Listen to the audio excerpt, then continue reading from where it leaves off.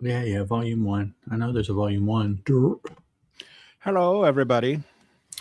Howdy, folks out there who are listening. All, however many, I don't know. Steven has the number. So far, there's one of you out there listening. This is Hello, one of you. 44th live Superman Super Show Live, episode number 44. Where we're going to be talking about Action Comics number 39. Hey, it's Sivan. I don't know if I'm very terrible with names. If you've ever watched a new listener or previous listener. Yeah. I think they were on one of the last live streams. Hey,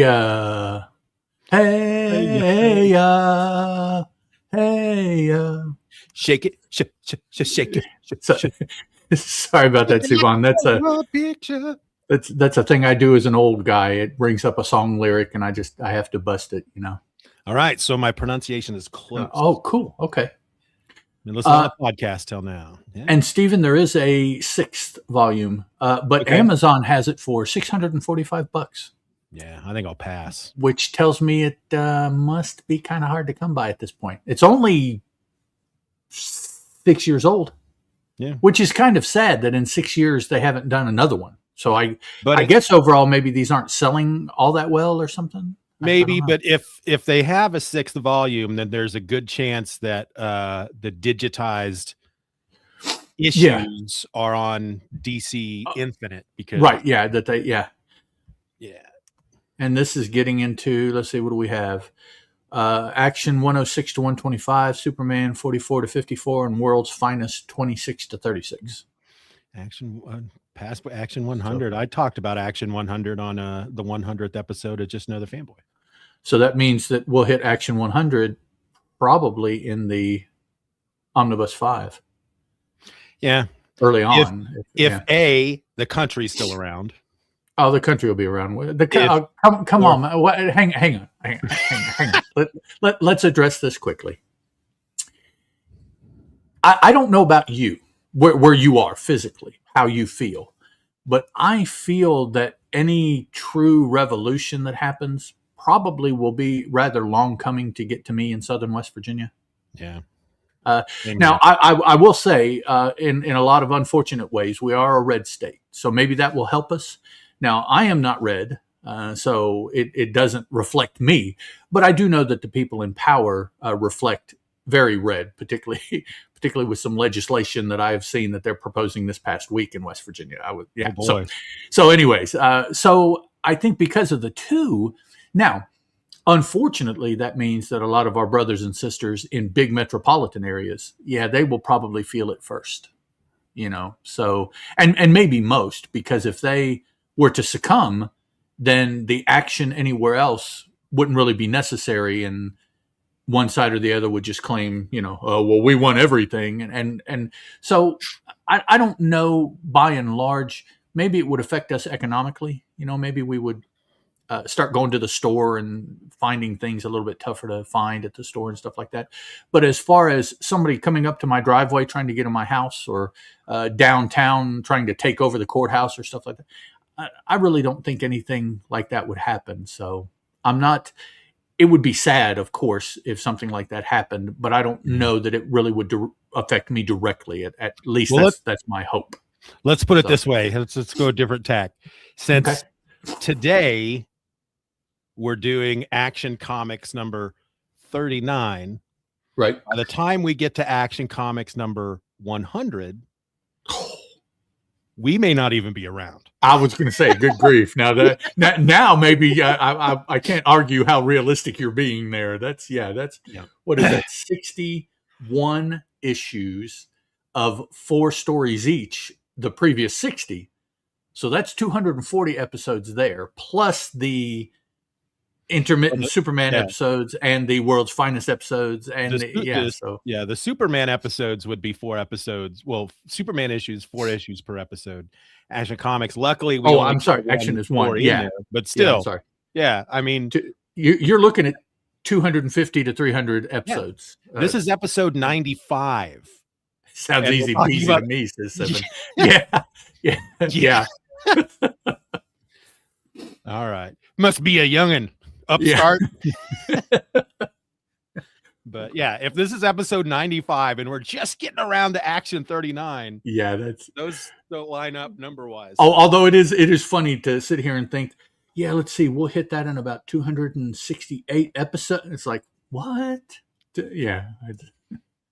Yeah. All right. Feeling a little silly today. I should warn you. Okay. We do have some feedback. Yes, I saw in this episode. And actually, let me check real quick because I feel got some more. Okay. I got a second one, but you know what? It cool beans. If you want to include it, that's fine. Been a dream. Got some cats fighting outside, man. Probably fighting for a warm spot. It's from that's right. It's from Sivan. Oh, okay. Well, definitely include that, man. Since he's here listening too, we'll double up on it. Stick that in there.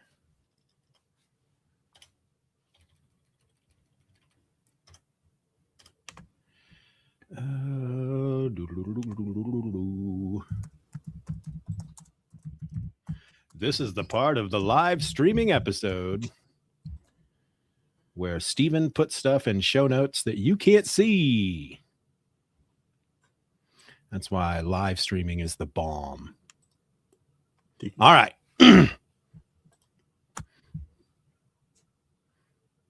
Sivan. Okay. Sivan is how it's pronounced. Okay. I think is that right? Is that what you're seeing? I think, yeah. Okay. I'll write that down too. Sivan.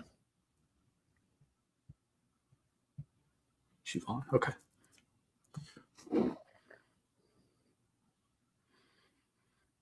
Okay. I spaced out for just half a second there. That's okay. That's okay. That's what we do. That's okay. It's those Kansas mushrooms, man. They'll do it to you every time.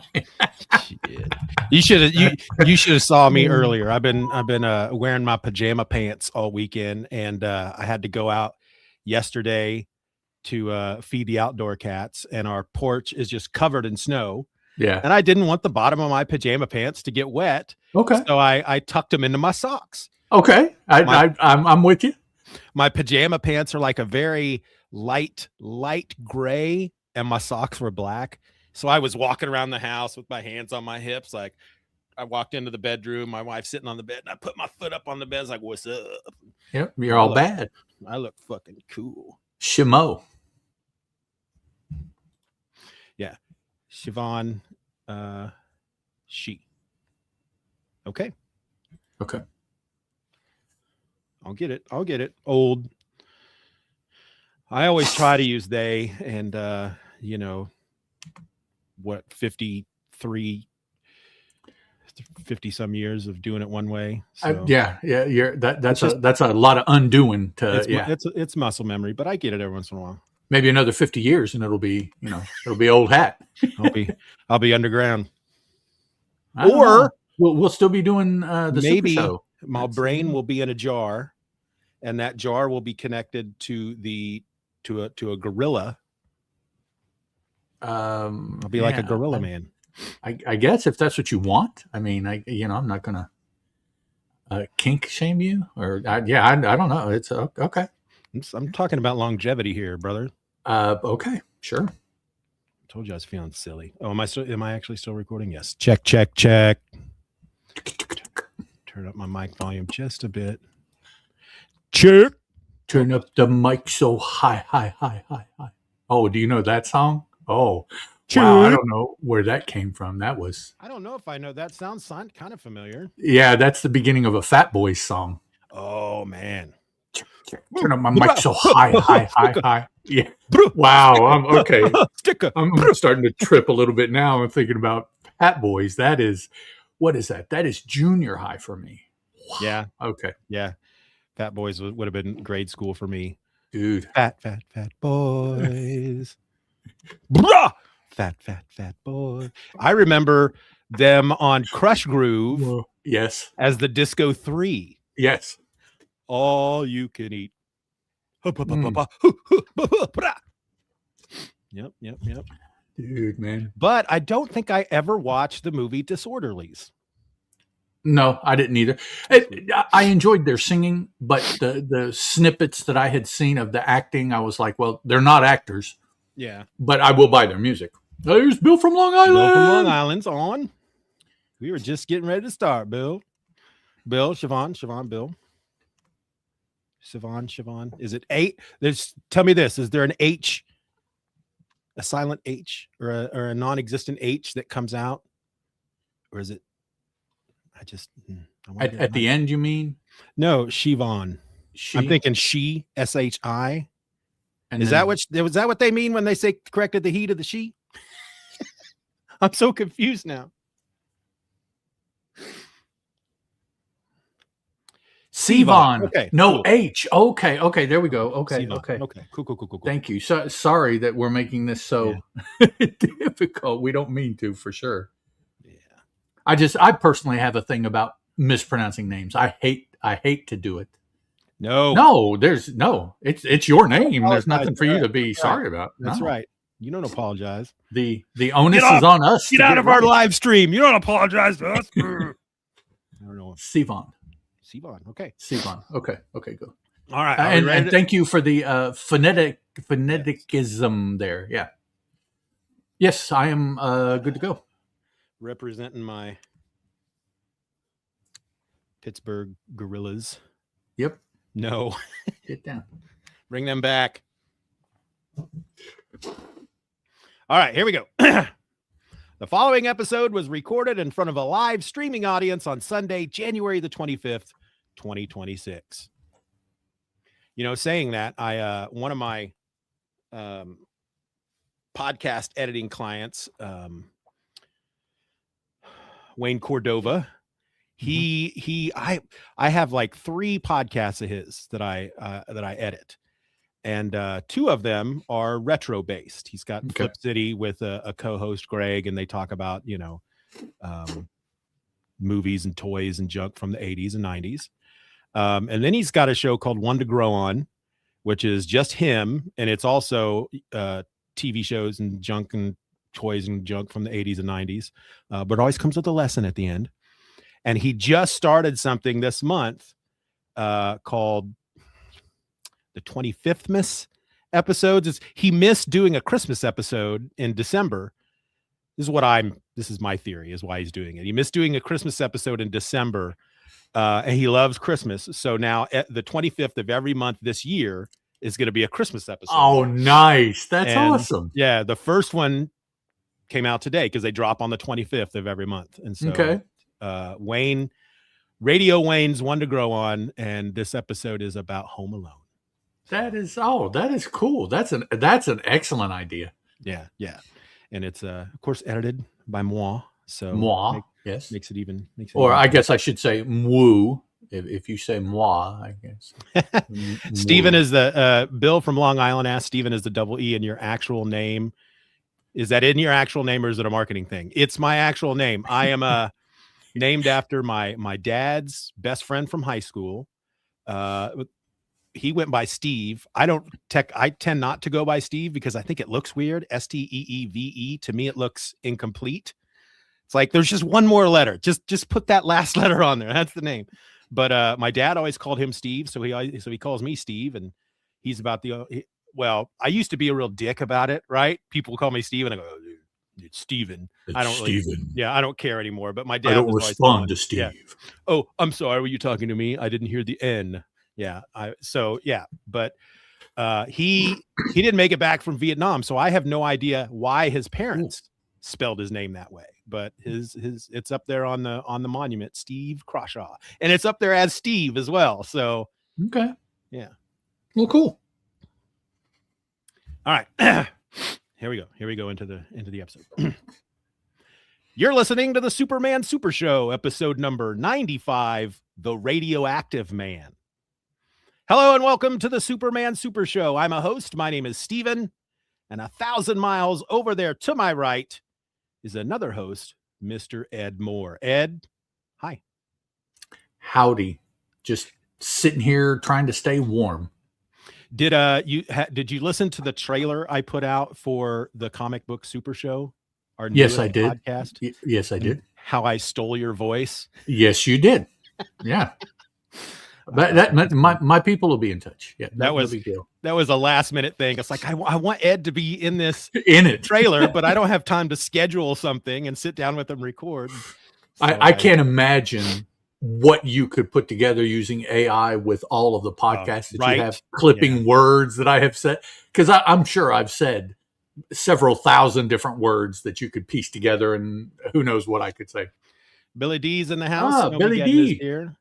So for those of you listening to the podcast, we have Savon, Bill from Long Island, and Billy D from Monsters and Magazines. Magazines and Monsters?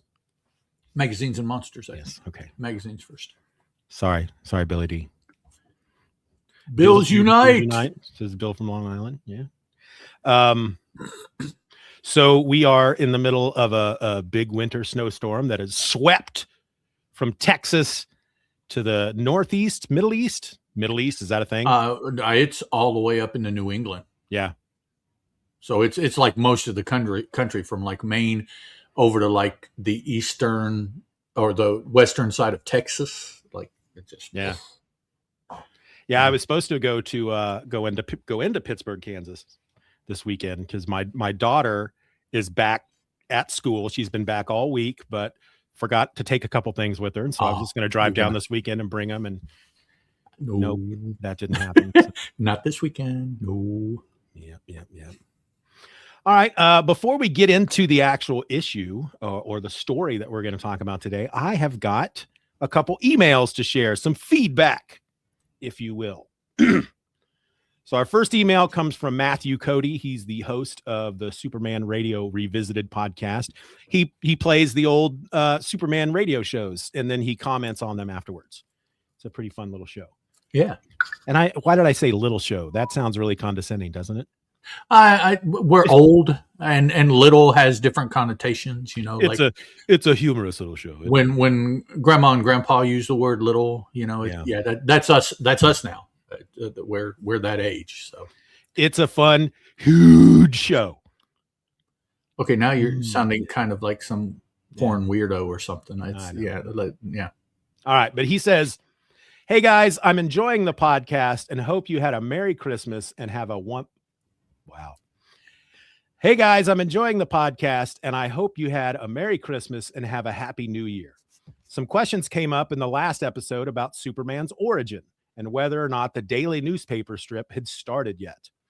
I meant to look this up in regard to which episode he's referring to as the last. I remember that coming up. We were just wondering this and that as far as what was going on in the comic, and we were wondering if it had already been that way or if it had started in the radio or the strip.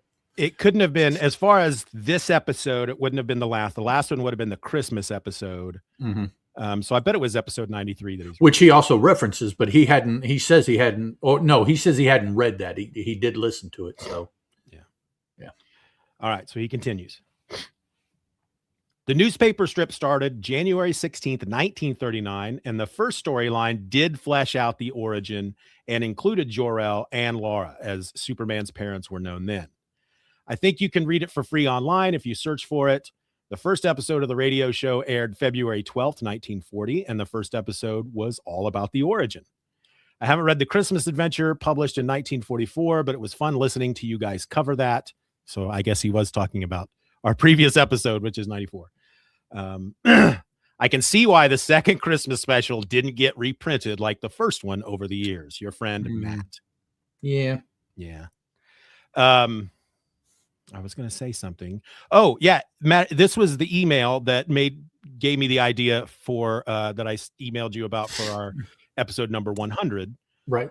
Because I was able to locate that first, collection of the daily strips, the only collection I think that they published. But it's got each storyline separated out as episodes. And I thought it'd be fun if we talked about that first one, which was the first published origin of Superman that features Jor-El and Laura at the time, not Lara. So something I guess we can all look forward to. Maybe we could talk about that strip, those strips that collect that first storyline, then play, not live, of course, but insert into the episode that first radio show, and then we can talk about that first radio show as well, that origin. Okay. I don't know. Something to think about. So I said it like that. All right.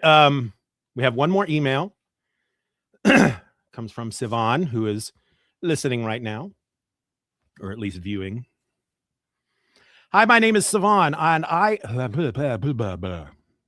try that again. Hi, my name is Sivan, and I consider myself a Superman fan, yet I've never read a comic book, Superman or otherwise. Wow. Comic book, yeah, right? Comic book, yeah, comic books. Do you see what the third word there is? Weren't. So my brain always does that. I'm saying you combine, but I'm thinking about that next word. Comic books weren't really around when I was growing up, and I struggle to enjoy the format. That knowledge gap started to really bother me, and that's when I found your podcast. I only started listening in October at one-time speed, by the way. Awesome. And I'm now all caught up. I feel like the podcast is bridging that gap for me, and it's also just great fun to listen to. So thank you. And maybe now that I'm up to pace, you might catch me at a live stream, times permitting. We caught you. Yeah, could be. Wow. Best regards from 6,000 miles over to your right, Sivan. So that means Sivan is not in the U.S.? That's what I'm assuming. Wow. 6,000 miles to my right. I'd get out a map, but that sounds like a lot of work. Where are you located, Sivan, if I may ask? Just a country is fine. Or a continent even. The Middle East. Shit. Okay. What time is it your place? What time is it there?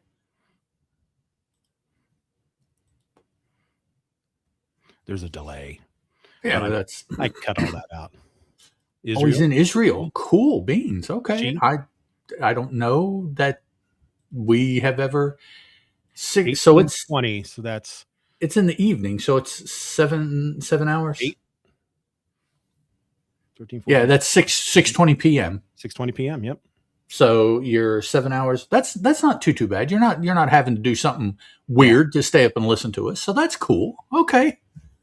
Me, on the other hand, I had to drag myself out of bed to do this. Yeah, 11 o'clock is tough for Steven. At 10 o'clock for me, buddy. I'm an hour. That's right. I'm sorry. Yeah, 11 o'clock my time. I was getting up with the chickens. Yeah.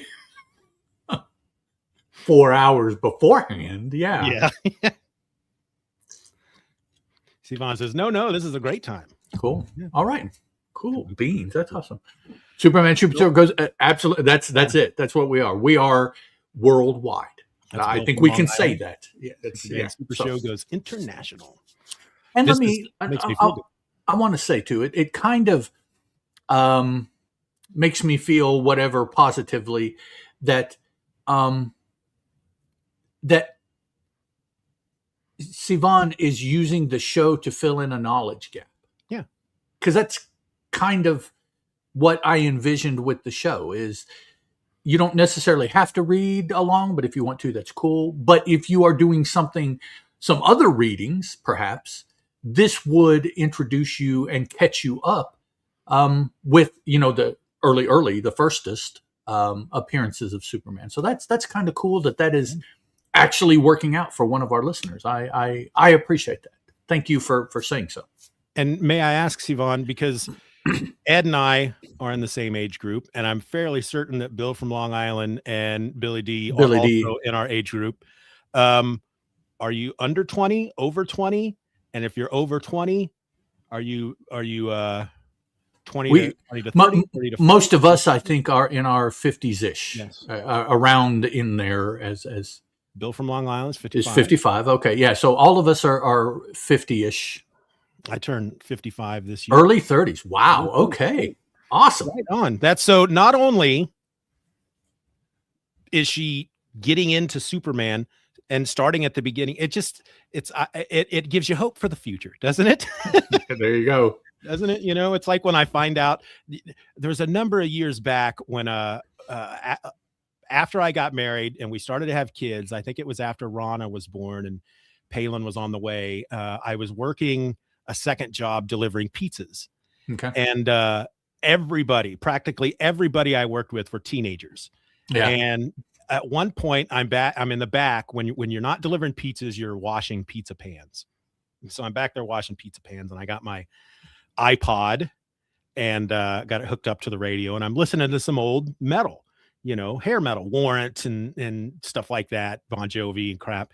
And this teenager comes back, 15 years old, and he starts singing along. And I'm like, no, you don't know Warrant. And he starts naming off all this music he listens to. And I'm like, gives me hope for the future. You do know Warrant. Yes. Yeah. Okay. The music won't die with me. Yeah.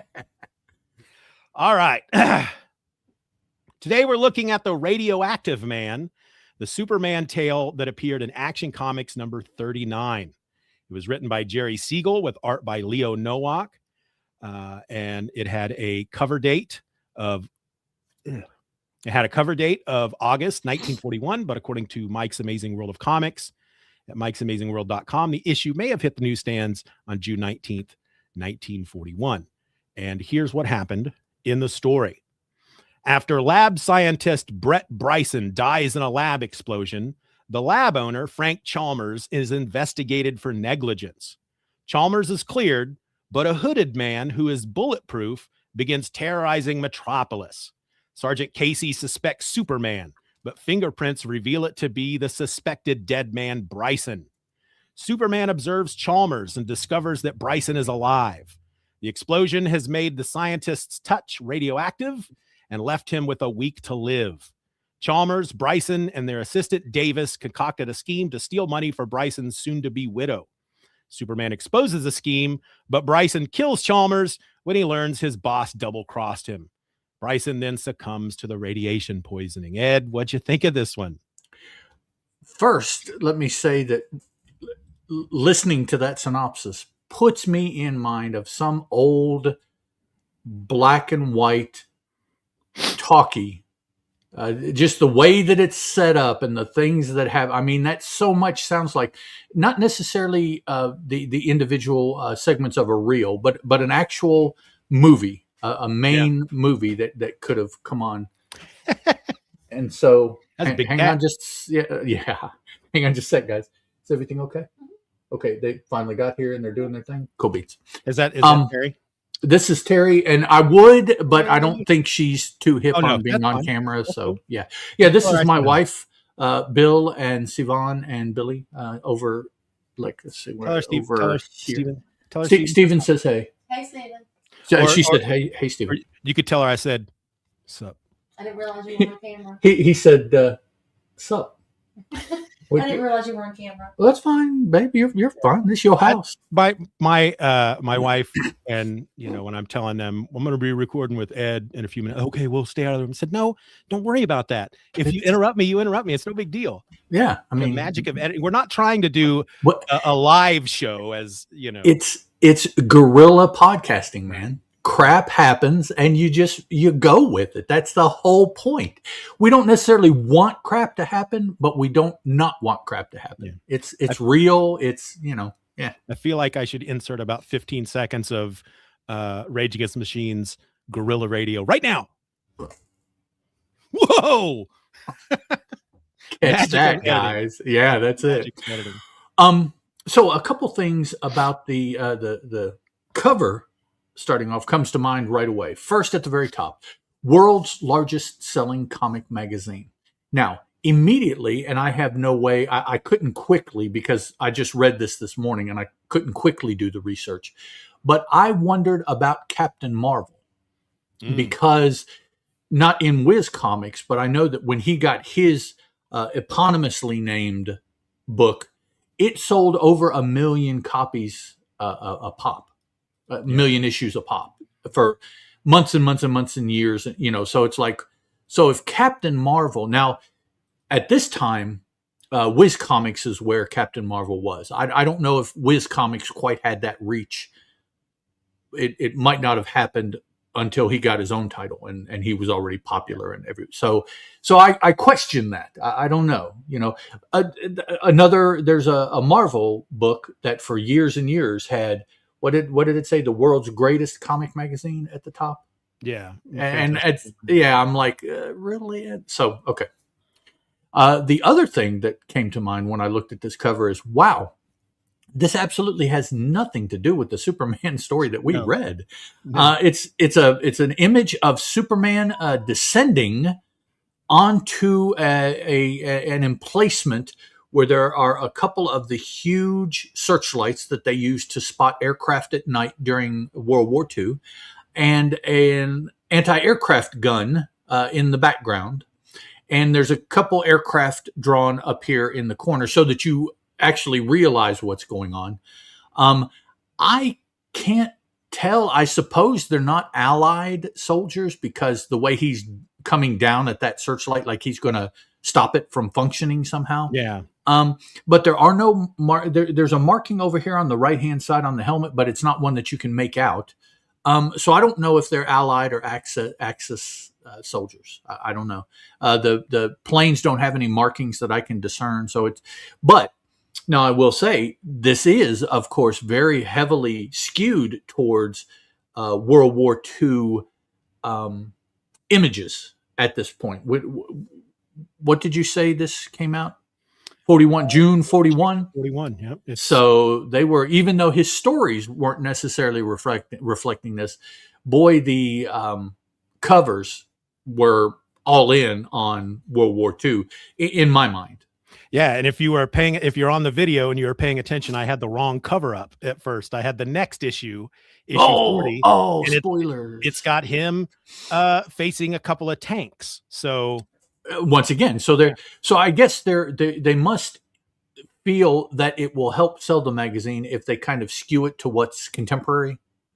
And then why the stories aren't doing that, really, I don't know. Maybe they're not allowed to. I think we've kind of discussed this before, that maybe there was an editorial hold off on having Superman directly involved. Certainly over there, fighting directly and things like that.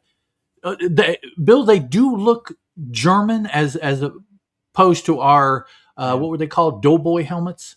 Bill from Long Island says the helmets look German inspired, and which would make sense that Superman is quote unquote attacking or trying to stop them. Yeah, probably that would make these Allied planes, and to help in their mission, he's going to knock out the searchlights. And I don't know. Maybe he was flying. And that's another issue about this story, flying escort for the planes, because there are several occurrences in the story where dude should have been flying. It would have made things so much easier, but that's not the way they presented it. And I was so frustrated at that. Well, and these days, over the last, I've noticed over the last 30, 40 years, the comic book industry has always, DC, whenever they would do a story that would put, like a flashback to Superman or somebody during World War II, they always had to come up with some reason why Superman never got involved. Sure. Yeah. Because otherwise the war would have ended, Yeah, absolutely. On as far as, a day, maybe. This was it New Frontier, maybe, that Hitler had found the Spear of Destiny, and it was kind of like the nuclear proliferation, that if you come at us with superheroes, we've got this world-ending weapon that we can use, and blah blah blah, or something. I don't remember. Okay, what I remember is, yes, involving the Spear of Destiny, and I don't know where exactly it came up. I remember it came up quite a bit in the All-Star Squadron. Okay. But the Spear of Destiny allowed a sphere of influence over the Axis, Germany, all the way over to Japan, and who else? Italy, Mussolini, that area. That if any superhero got into that sphere of influence, Hitler could control what they did. He would control them. So once the heroes knew that, of course, the very last thing that Superman would want to do is get too close and be controlled by Hitler. Yep. Now that's for Superman. I want to say that for somebody like the Spectre, that didn't necessarily fall true. So I don't know what held him up, unless it was just the fact that he was God's vengeance, and they just wrote that God at that time didn't want Spectre doing anything, or I'm not sure how he was held off, but I do know that using what the spear of what is it, Longinus, I believe it was called, prevented the superheroes, because if they got too close, Hitler would then control them. And of course, World War II definitely would have been over if Superman had been on their side. And so that's how, at least as far back as when All-Star Squadron was coming out, which was the mid to late 80s, that was the excuse that they used. Now, I don't know if Roy Thomas got that from somewhere else in the DC universe and used it as well, because there are, over the years, there are several individual heroes and team books that are active during World War II. So they would have all had to have had an excuse.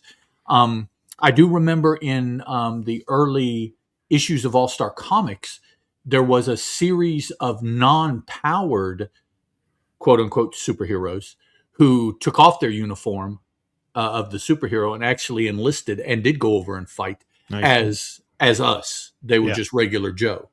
While others, because a lot of the stories at this time then would have been, whether it was the street level hero, the mystery men, but they were all battling Nazis on the home front, Nazis, that was stuff like that. So So in All-Star Comics, the president asked for that, and then Roy Thomas really ran with that as far as the All-Star Squadron. That's exactly what the All-Star Squadron was those group of superheroes that had been asked to patrol the home front.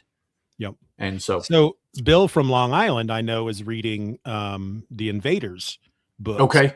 Marvel's. So that would be on the Marvel side. I'm interested to know, Bill, if you could quick, tell us, were those books all battles with Nazis on the home front, or were they actually going over to Europe and helping out?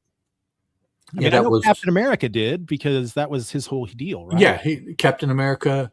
Throw like a sub Namor in there, and Toro, the Human Torch, Bill says Bucky, and the Submariner. So I don't think that any of those guys could have turned the tide of the war if they had been over there fighting. Yeah, they certainly could have put a dent in a lot of stuff. Yeah. So, and actually, no Superman. Right, exactly. The Invaders has always been one of those books that interests me enough that always is at the top of my list, but I never managed to get to them yet. So. There was nothing. Bill says there was nothing stopping them from going on into Europe, and they did. So there we go. Okay, cool. Any other general?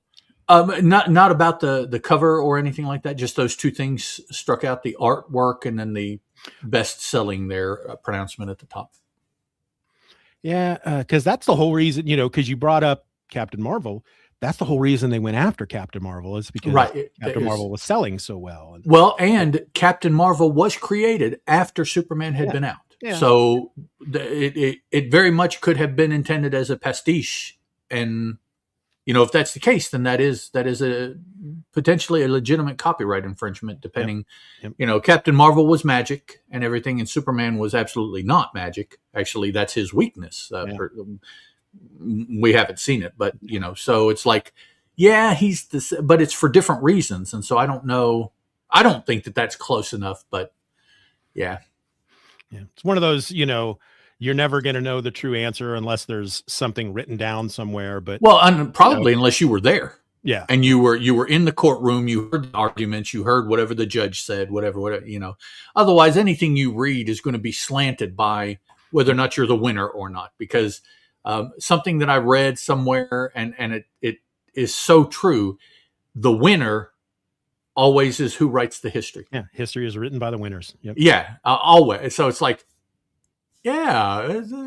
So once you realize that, it's like it gives you kind of fresh eyes with anything about any kind of combat that you read, whether it's business. Economic front, actual military, it's Yep. History is always written by the winner. Well, that doesn't seem right. I mean, yeah. Anyways, kind All of right, slanted. You ready to take us through this freaking issue? Yes, sir. Let's do it. So we open with a third page, or a third of a page splash page. So they're reducing the size of the splash a little bit here, I've noticed. Superman is, you see him there if you're watching the video. If not on the podcast, then you're not seeing him. But Superman is zooming down, and since he doesn't fly, he's just falling. He's not flying down towards the car. He's just jumped up and has managed. Yeah, I don't know. But he's being shot at by a nicely purple car with a Ku Klux Klan looking. Yeah, I'm sorry, but that's what he reminds me of. Yeah. And maybe that's my own issue about it. But I thought you guys could have done it a little bit better or something. I don't know. They just didn't give him a pointed hood. That's otherwise, yeah. Yes, that's true. Yeah. Shooting up at Superman so obviously he's trying to get away from Superman. Superman has honed in on him, and he's trying to probably stop what you would presume at this point in reading is the bad guy or a bad guy, because he's shooting at Superman. I don't think we've had any good guys shoot at Superman yet. So there we go. We start out in Chalmers Laboratories. Lot of dudes, a lot of names here. So we have Frank Chalmers. He's the gentleman here in the second panel in the green suit, all the way over to the left hand side. He's the only one with a mustache. Mustache, yes. We have Davis, and that's the only reference I ever found in the story was his last name, in the brown suit with the red tie. And then in the armored anti-radiation getup is Brett Bryson. Now, Brett Bryson is basically the key character in the story other than Superman. He is where the focus is. Kind of a spoiler giving it away, but we'll get into that. So Chalmers Laboratories, they're running experiments on radium. At this time, radium is known to be highly radioactive. It holds all of these wonderful potentials to be used as an energy source, but it's still very mysterious and still known to be very hard on biologics. It doesn't interact with biology very well. And kind of as an aside, back several years ago, I got an interest in the atomic race that was happening prior to and right after our invention of and usage of the atomic bomb. In American pop culture, you see a lot of references to the 40s through the late 50s, maybe early 60s being the atomic age, because the atom and atom smashing and atomic energy was brand new to us. And we had seen militarily what it could do. And of course, the thought was, man, if we could harness that and use it for good, what good we could accomplish. To the extent that there were advertisements of one day walking around with nuclear piles on your back, powering things that you're doing. Wow. Nuclear reactors in your car, powering your car. And I mean, just all, and today it's like, no way. But back then, they didn't know. They were just imagining what was possible. Now, of course, this was also the time period where you had flying cars and pop culture and all these other things that definitely should have been happening by now as far as what's going to happen in the future. Yeah. So, those things always fascinate me. The commercials you see about what kitchens are going to be like and what the robots or the automatic stuff, automation that is going to be like in the 1980s and the 1990s. Bill from Long Island says Fallout-esque. I'm assuming he's referring to the video game or the show based on the video game. That's the only thing about Fallout I know. And it's very Steven has a very good point. I want that too. Yeah, not these stupid actual boards with wheels. No, they call hoverboards. I want a hoverboard. Yeah. I went to the movie and saw that, and it was immediately the thing that I wanted out of that movie. I want that. His girlfriend I thought was kind of cute too, but I wanted the hoverboard. So, oh yeah. Yep. Okay, sorry guys. So we are in the laboratories. We're testing radium, and there's an accident. Suddenly, an error, a miscalculation. There is a devastating explosion, a weird bombardment of hurtling rays. Saying all kinds of things there. I don't think that they actually knew what would happen. They were just describing. Oh yeah, yeah. It's comic book thing. science. Yeah. So immediately we have Chalmers grabbing up a phone and calling the equivalent of 911. I don't know. He's called probably the police. I think that's where most emergency calls at the time would go. They get a call. They send police there. Chalmers answers. Looks like Clark is. I don't know if that's Clark or not. In the panel at the police station, there's a dude with glasses.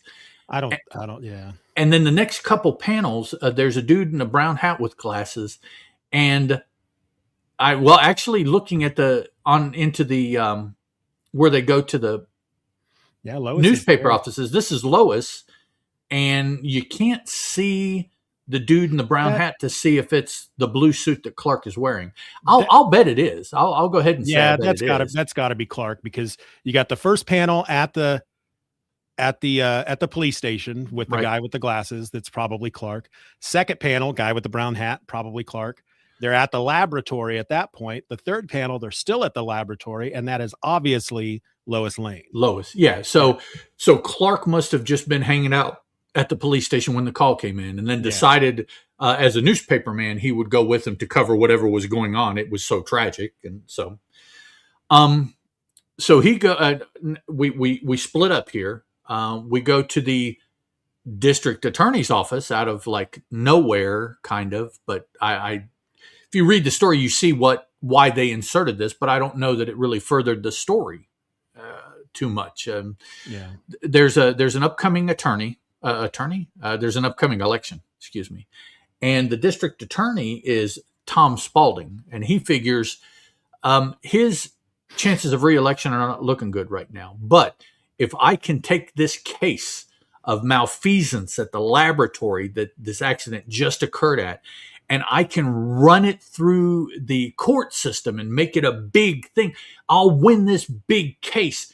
And that'll get me enough popularity right before election to put me over the top and be reelected. So that's what he's going to do. He's going to pursue and win this from the government's side, regardless of if they're right or wrong. He's going to take the government. He's going, whatever their argument is, he's going to show that they're right and win this court case for them, and he'll be reelected. Next up, we see Clark and Lois interviewing Chalmers, who was there the day of the accident. He was one of the gentlemen in the control room watching the experiments. Election time approaching, Tom, and I'm afraid you haven't much. I'm looking to see who this was talking to the district attorney. I'll charge his employer, Frank Chalmers. Brown suit. Is that Davis, maybe? Maybe Davis went to push for the district attorney to take this charge. Chalmers, who was the owner, operator of the laboratory, proved that he was guilty. When you find out what is going on, that kind of makes sense, because the two of them are working together towards a goal. And one of them is thinking, well, if I get rid of my quote unquote partner, then I will achieve the goal by myself. And so in order to do that, I'll go get the district attorney, sick him on my partner, get my partner out of the way. In retrospect, I think maybe that's what's going on here. Yeah, I neither of these guys. Well, the guy that you can't see his face, that would be District Attorney Tom Spaulding. Mm-hmm. The guy he's talking to, smoking on a cigarette or whatever, he doesn't seem to have a mustache, so he can't be. Oh, no, you're right. Yeah, it shouldn't be Davis then. He might be a judge. He might be I don't district attorney. Who knows? Yeah. So the next panel is Clark and Lois talking to Chalmers. They're letting him know what's going on, and Lois is keying him in. Spaulding is using you as a means to secure his reelection, just like I explained. Next panel, we go to the actual trial where Spaulding really is hammering Bryson's wife as far as look at what has happened, look how bad it is, and this is the man who's responsible. It's his fault. And I think she kind of gets caught up in it. I don't think she's mourning the death of her husband. I don't think she's really had too much time by the way these things happen in the comic one after the other to really figure out or even form an opinion about what happened other than her husband's gone. Yeah. And here's this man in the courtroom saying, oh, it's terrible that your husband's gone. I acknowledge that. And it's his fault and you should blame him and everybody should blame him and he should be punished for it. And so he's using the victim as impetus to prove the guilt of someone else, which nowadays I think would be kind of iffy if that's how you did it. I mean, they'll do that to some extent, but you have to be really careful in shaming like that. It doesn't necessarily work out in today's court system. Chalmers is on the stand now, giving a portion of his view of what happened. We find out that the jury next panel returns a not guilty verdict. So Chalmers is off the hook as far as being solely responsible for what happened. His laboratory and by extension him is not guilty. It was truly just an accident, I would assume, according to what the jury thought. Well, as we go through, we're going to find out, perhaps that's not the case. But first, we have our big bad. Gentleman walking around completely decked out, except for, like you said, the pointy hat, like a Ku Klux Klansman. Ku Klux Klan, yep. Ku Klux Klan. All right, man. I got to look it up. Yeah, KL both times, Ku Klux or Ku Klux. Yeah. Fortunately, I don't know. So I take that as a good thing. Ku Klux Klan. Okay. So it's KU and then KL. Ku Klux. Okay. And so he's doing something, and let's see, does it tell us here what he's a shadow? He sneaks up on the policeman, and the policeman shoots him. Well, he is in the jewelry store, so apparently he was thought to be doing something nefarious, either by happenstance or by alarm. Perhaps the police were there. They tried to stop him. I think that's a security guard. Night watchman. Night watchman. Okay. So he's doing his rounds. Somebody is in the jewelry store that obviously isn't supposed to be. And he's dressed kind of funky on top of that. So policeman shoots him, kind of like they do in Minnesota. I'm sorry. Yeah, way too soon. Sorry. And finds out that it has no effect. For whatever reason, he runs up. When he doesn't go down with a bullet, he decides, well, I'm going to take the mask off and see. Yeah. And he is frightened by the face of the gentleman. I assume gentleman at this point. We really don't know. He's kind of drawn, kind of burly, like a dude. I would assume would be at this time. Drawn at this time. I mean, I like the way that they're laughing. The guy's screaming because of his face. Oh, his face, and they're going he. He's giggling. Yeah, that definitely is a giggle. And says the watchman goes limp. The hooded figure hurries into the jewelry establishment. With his last remaining ounce of strength, the watchman sets off the alarm. So I guess because of the horribleness of the face, he must have passed out from fright. On the way to the floor, he happened to grab the alarm, sets it off, so more police respond. They find him, the watchman, and he tells them, I shot at him, but the bullets didn't hurt him. The one officer, which... I'll go out on a limb and say it's probably Officer Casey, because that seems to be the only policeman in all of Metropolis.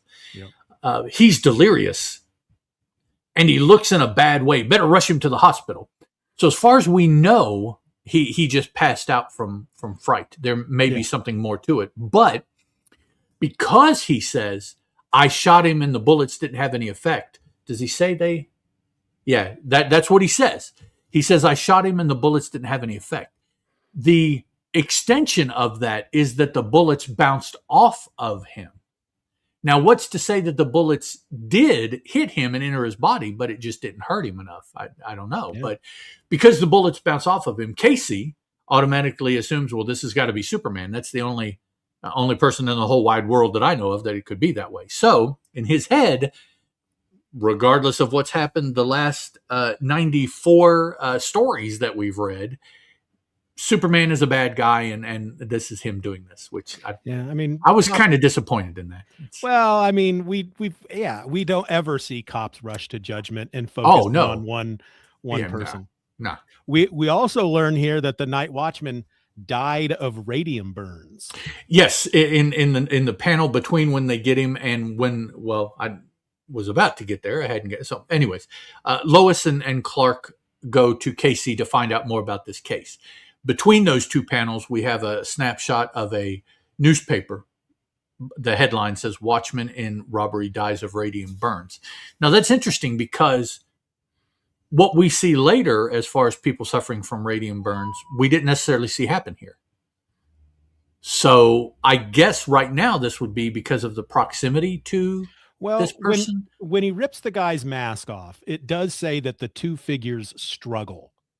Okay. So there could, he could have, there could be some contact there. Yeah. Okay. So Lois and Clark go. Casey says, "Oh, well, we're looking for Superman. He's obviously the one that did it." And of course, well, not of course, but Lois is a little hesitant. And of course, Clark is like, no, Superman didn't do this. That's what he's thinking.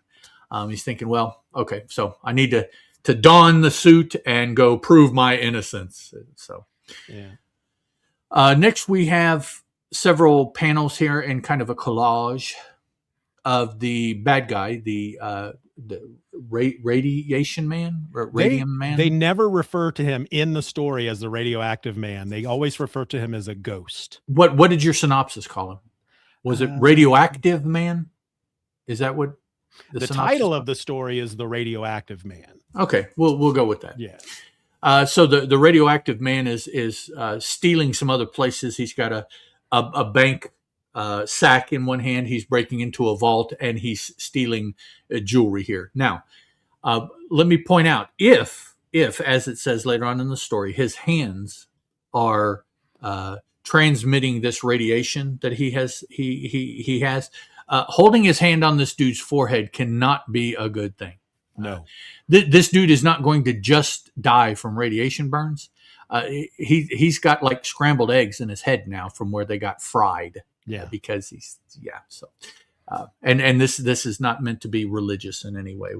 He just in the head. Yeah.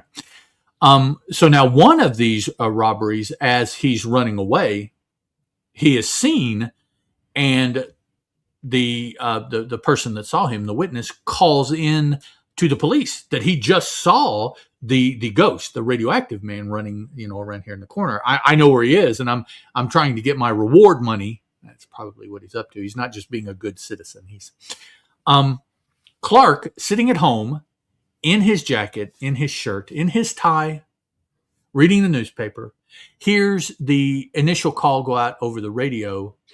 Although a radio, it's got to be a scanner because the calls aren't going to go over unless he's got a police radio there. Yeah, I just assumed he was in the office, but if it's nighttime, I guess he would be home. Well, he's in an armchair. Is he going to really going to have an armchair in his office? That's true. So and I do want to add, sitting at home in a suit. Okay, Bill, very good point. In my lifetime, I have had 2 different jobs that I had to wear a tie. Let me tell you, when I got home, the first thing that came off before my shoes was that MFing tie. Yeah. I hated ties. I'm home and I want to be comfortable. Why am I going to keep my tie? Well, Clark does. Yeah. I don't know. Well, and because Bill from Long Island says, sitting at home in a suit, as one does, I can't help but think about Leave It to Beaver. And I know Ward Cleaver would come home in his suit. He'd sit down in that easy chair and read the paper with his suit on. Until he was in bed with the wife. Yeah. Every time we saw him, he had that suit on. So I don't know. Not me. That's just the way it was. So I guess. Or at least that's what media wanted us to think. Yes, how that was. this is their thought about how Yeah. normal America lives is in Yeah. their suit at home. Yeah. So They take off their hat because they're indoors, but and their shoes probably the shoes are dirty. So yeah, change Bill from Long Island. Yeah, change the suit jacket for a sweater and get your pipe. Yeah, get a pipe. Yeah, that's true. Did that too. Yeah. So we see Clark change into Superman, and he falls out his window because he's not flying yet. So he doesn't fly out the window. That's the weird thing about this story. There's a couple of times where it's like, all right, well, obviously they haven't keyed into the fact that he's flying yet.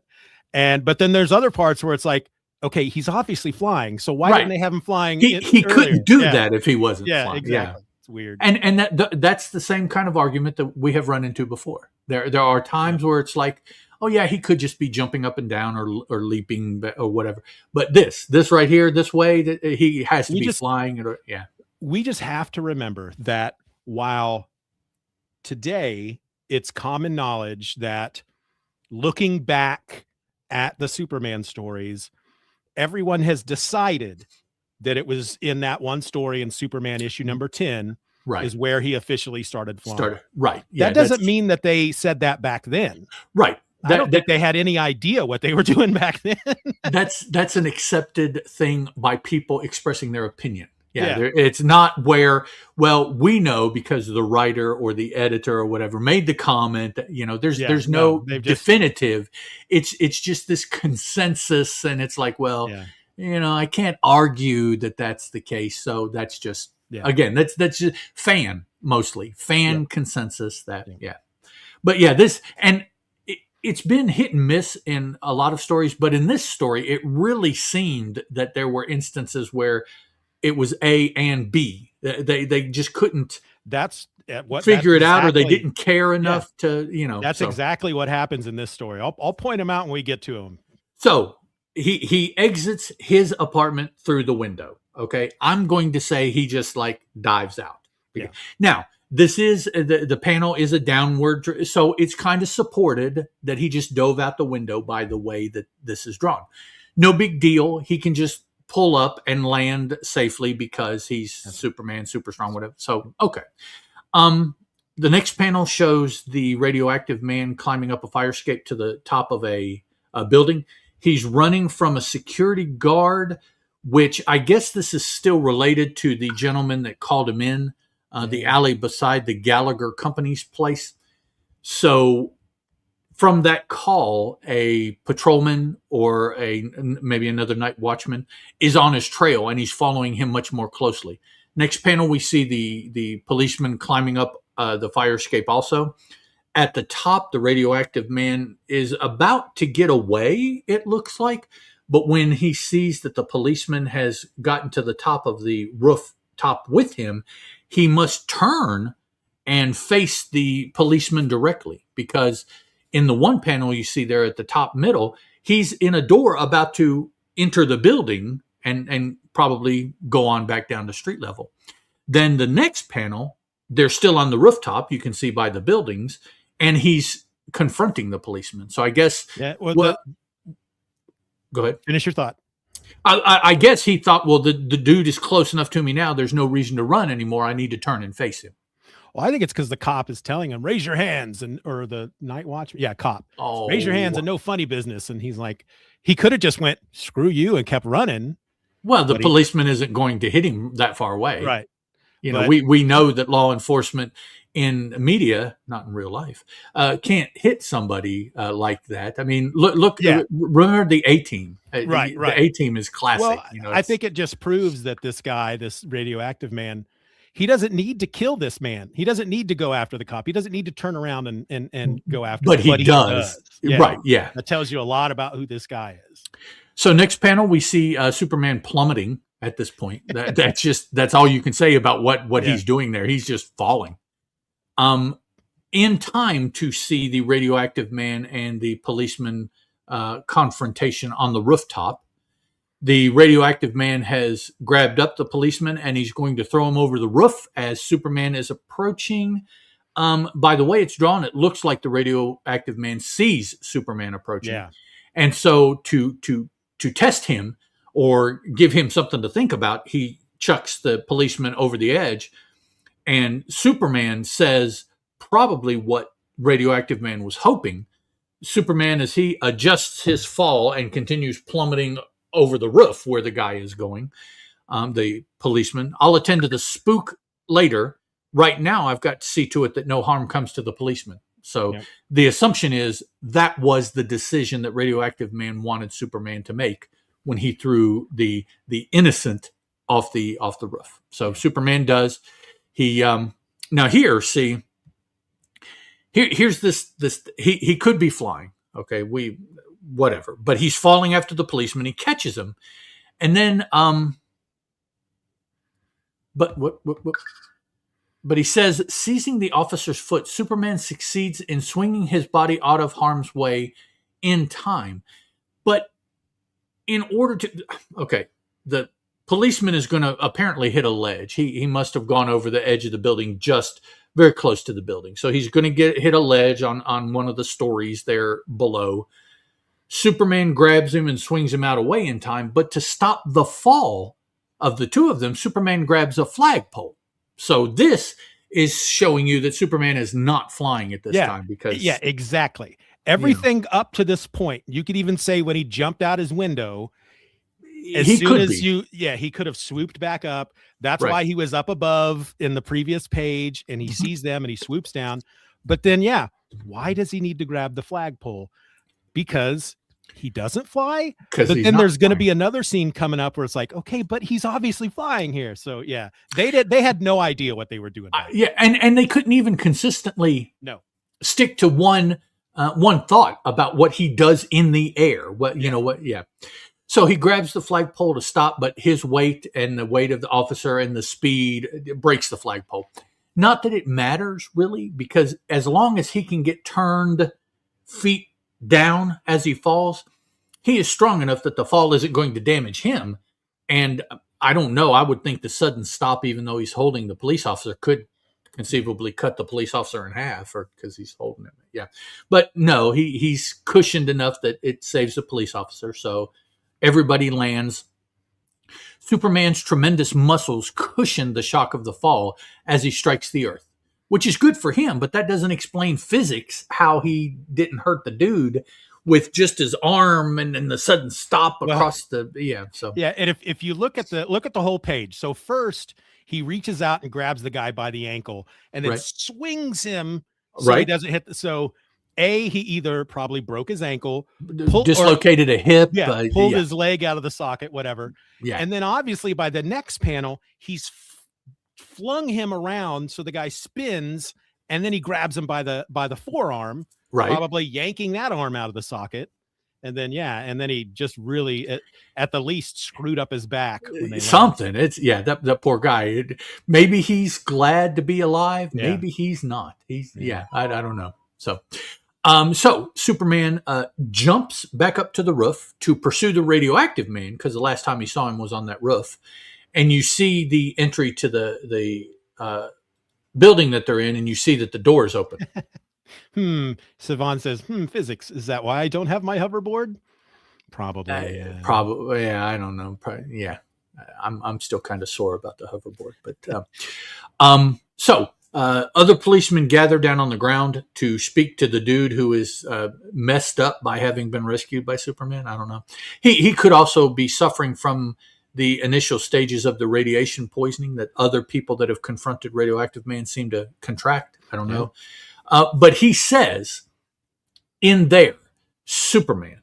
Now, if this is Officer Casey, which I presume it is, that just furthers his contention that this is being caused by Superman. He is the bad guy. Although we just saw, and this policeman saw, the dude in the Ku Klux Klan outfit and Superman, he knows that they are two different entities because he saw them both. Casey has not seen essentially either one, really.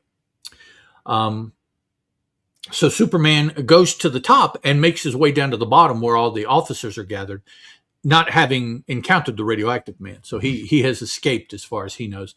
But he does confront the police about not being the bad guy. Casey has the patrolman with him convinced as well. And so there's a little scuffle between them and Superman. Superman jumps away here in the next panel. Meanwhile, story cuts to the radioactive man that we see which I don't know why this panel is there, but we see him just running away. He got away. We knew he got away when Superman couldn't find him. But Yeah. I do like the shots of the headlines of the newspaper because it fills in things potentially that we haven't seen nice and quickly. I mean, it's like a one panel info dump. And it helps because my first thought, of course, was this. So this police officer that Superman saves, and he goes, "In there, Superman." Wouldn't it make sense that if he didn't die, he would have went, no, that's not what I'm saying, guys. Right. But so we learn, he died. That was probably the last thing he said was, "In there, Superman." And then, so Casey's like, "See, I told you Superman wasn't." It's like, well, yeah, of course he's involved. He's the hero, but, policeman dies of radium burns after encounter with Superman. My question is, at this time, have they really done enough study of radiation that they can discern the different types of burns by exposure to different radioactive elements? How do they know it's a radium burn? Good question. Rather than just radiation burn. Yeah. Because no matter what you're exposed to, typically you hear the diagnosis as radiation sickness, not radium sickness or uranium sickness or thorium sickness. It's radiation. Yeah. So here the Morning Pictorial has the headline, and you tell quickly by the next panel that the Morning Pictorial is not where Lois and Clark work, because this newspaper, the Morning Pictorial, has this headline, and Lois and Clark's editor is blasting them because a rival paper got the headline. And I know you guys have been there. I know you were there at the first alarm for the laboratory when it all broke. I know you have talked to the police. I know that you were involved in following up the story. Why did they get the headline? And they mentioned, the headline, after encounter with Superman, kind of making you think that he's responsible. Yeah. Factually, it's correct. Yes. But it hints at something that's not correct. Yeah. The editor gives them grief about not using Superman's name in a headline in order to sell their paper, because Lois says that she doesn't believe Superman's guilty. Well, of course, Clark is going to take the same tact. I mean, so the end result here is that the editor tells them, "Look, I don't care about your opinions." Oh, man. If only this was how newspapers work today. If this was only how any news organization in the country worked today. You're hired to report facts, not personal opinions. News. I've been reading the John Byrne era Superman books, and I'm about halfway through the second of the 4 volumes. Mm-hmm. And there was an issue in which it wasn't one of the John Byrne issues. It was one of the Adventures of Superman. Marv Wolfman wrote those with Jerry Ordway on art. And in it, there's a crime boss who's been arrested. He's going to trial. And Perry White has been very vocal about the guy's guilt in his editorials and whatnot. And he's been printing a lot of articles showing the facts and why this guy's guilty. And we learn that it was actually the Daily Planet that did most of the investigating, that dug up all these crimes, right? Okay. And so this crime boss has his men go out and kidnap Perry White's son. And then they tell Perry White, "You need to publish a retraction. Mm-hmm. Say that he is innocent and that you were wrong, or we're going to kill your son."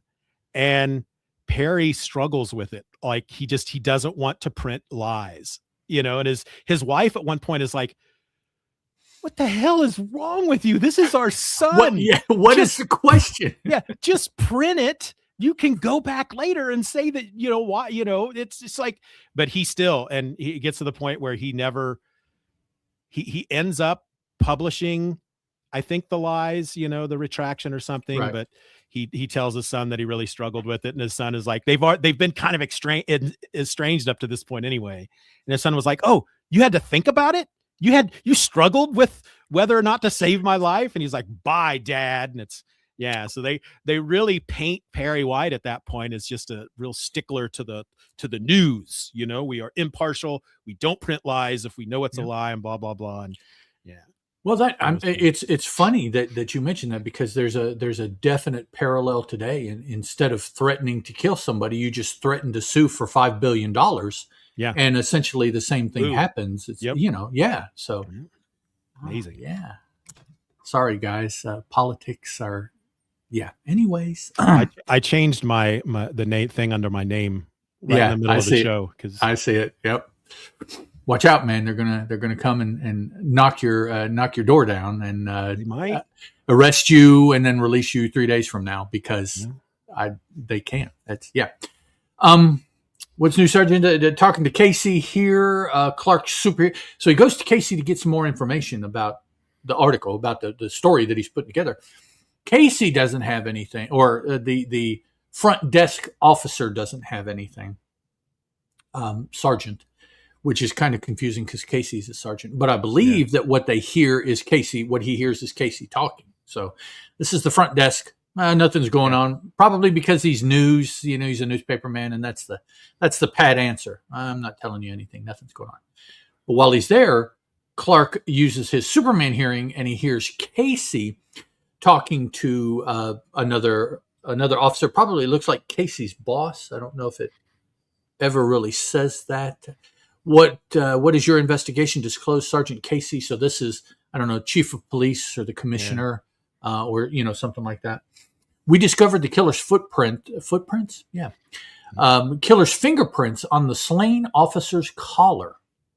And what's more, we've traced through civilian voluntary fingerprint records, because, of course, maintaining fingerprints is an invasion of privacy. So the only way that they're going to have information about you is if you volunteer it, because they didn't have computers that they could hack and steal information from Social Security, from Health and Human Services. That's not that happens today. I mean, it's, this is fantasy, but somebody could steal and put together a big database from all these different places, and use that database to, I don't know. I read about that in a story once. That could never happen. Yeah. Doge. So the dude in charge asks, who is it? There's the rub. According to the record, those fingerprints belong to Brett Bryson, but he died in the radium explosion. What? The killer? A dead man? Nonsense, Casey. So here, all these different parts of the story start coming together. So this is also Casey's crazy freaking hairline that from panel 2 to panel 4 just suddenly recedes across the top of his head. Well, you know why? One of the symptoms of exposure to radiation is your hair falling out. Plus his boss is yelling at him, stress. Losing hair by the handful, literally by the handful. Yep. I know it sounds phony, but fingerprints don't lie. I'm going to call on Frank Chalmers, Chief, and learn the answers to a couple questions. So, of course, Clark hears this, and he has the same idea. He strips out to Superman, goes to talk to from a cloth collar.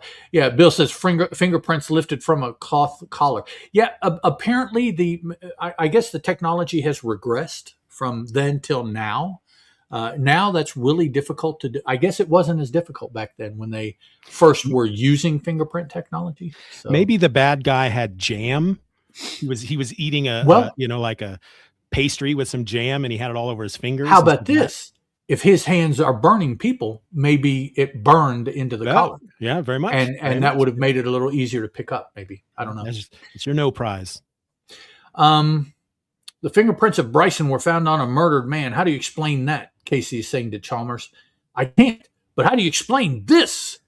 Yeah, as you can see, my life is threatened. So he got a threatening letter from somebody saying, whatever. Who knows what it said? But if he doesn't do whatever it asks, he is going to be killed. This is the worst storytelling on this page. It took me forever to realize, oh, he's handing him a sheet of paper. Was he threatened? Why do they not explain that in any way? Yeah. Everything else, it's like we'll trust our readers to understand what this means. But yeah. Also, let me just point out real quick before you start up again. I love once again the last panel on this page.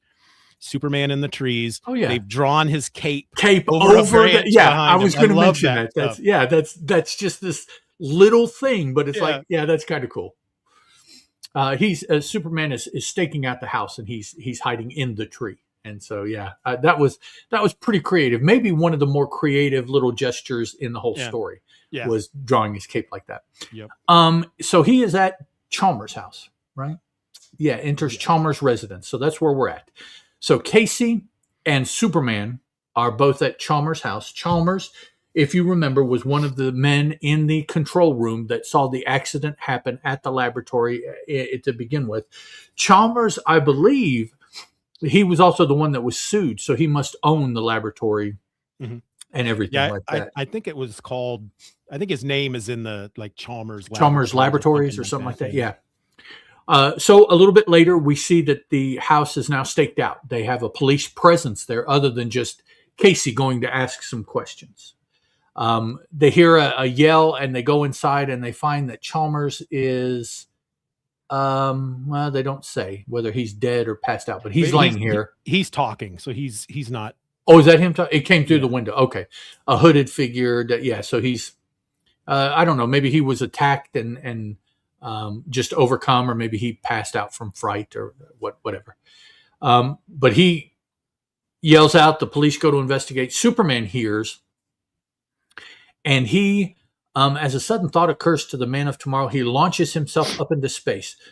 A fantastic possibility, but there's no harm in checking, because he notices that something happened in the house, but there's no evidence of anybody going in. There's no tracks. There's no broken down doors or busted windows or nothing. There's no evidence that anybody from outside entered who wasn't supposed to be there already. So he goes to investigate something. They don't tell us. Superman is the smartest man in the room and goes to take care of it. However, Lois is at, she's at Bryson's house. Okay. So she sees, as she's going to talk to Bryson's widow, Mary, she sees a figure outside one of the windows, and it's the ghost in the outfit with the glowiness. Up to this moment, it appears that Supes can fly, but not hover. He seems to need forward motion like a fixed-wing aircraft rather than a helicopter. That may be what they were going for. Well, could be. And I acknowledge that momentum, if you're standing, you have no momentum to fly, and it would make sense that you would launch yourself to start that propulsion, and you would keep going. I could follow that, but that's not even, to my mind, necessarily what he does event to event when he is in the air, because again, he started out jumping. So that's the same motion as you would to start to fly as far as propulsion. Conceivably, if you needed to start the momentum, you would jump, and either you would be able to continue it, or you would just go right over there and come back down, like the Hulk does, So now that was from Bill from Long Island pointing that out. So following Lois, she exclaims loudly enough, I guess, that it looks like the radioactive man hears her and starts chasing her. She, in trying to get away, trips and falls and is about to be touched, hands the slightest contact with which means death. So the radioactive man is caught up with her, and in the movie section, as you're watching, he is close and you see him about to grab her, and then the movie cuts and it goes to Superman. Now, it is drawn closely enough that there is no amount of anything that is going to prevent him from putting hands on her. Even if Superman were to appear right now, he is close enough that he has touched Lois by the time anything occurs. But we're left with it not having happened yet. Superman's swift flight That's what the narrator says. Swift flight had brought him to a cemetery. And so he X-ray visions the casket of, one would assume, Brett Bryson, and it's empty. Yep. Just as he suspected. Yes. Here, so seeing nobody broke into the house, that Chalmers' house, but Chalmers succumbed to somebody at the window. He passed out. Now that was enough for Superman to say, I wonder if that's him. Let me go check his grave to see if he's in it, because if not, that will prove that is him. And that's because that's a bit of a stretch. Yeah. My theory is that what happened with Chalmers, he knows the cops are out there staking him out. And so he needed a reason for them. He came up with a reason for them to leave.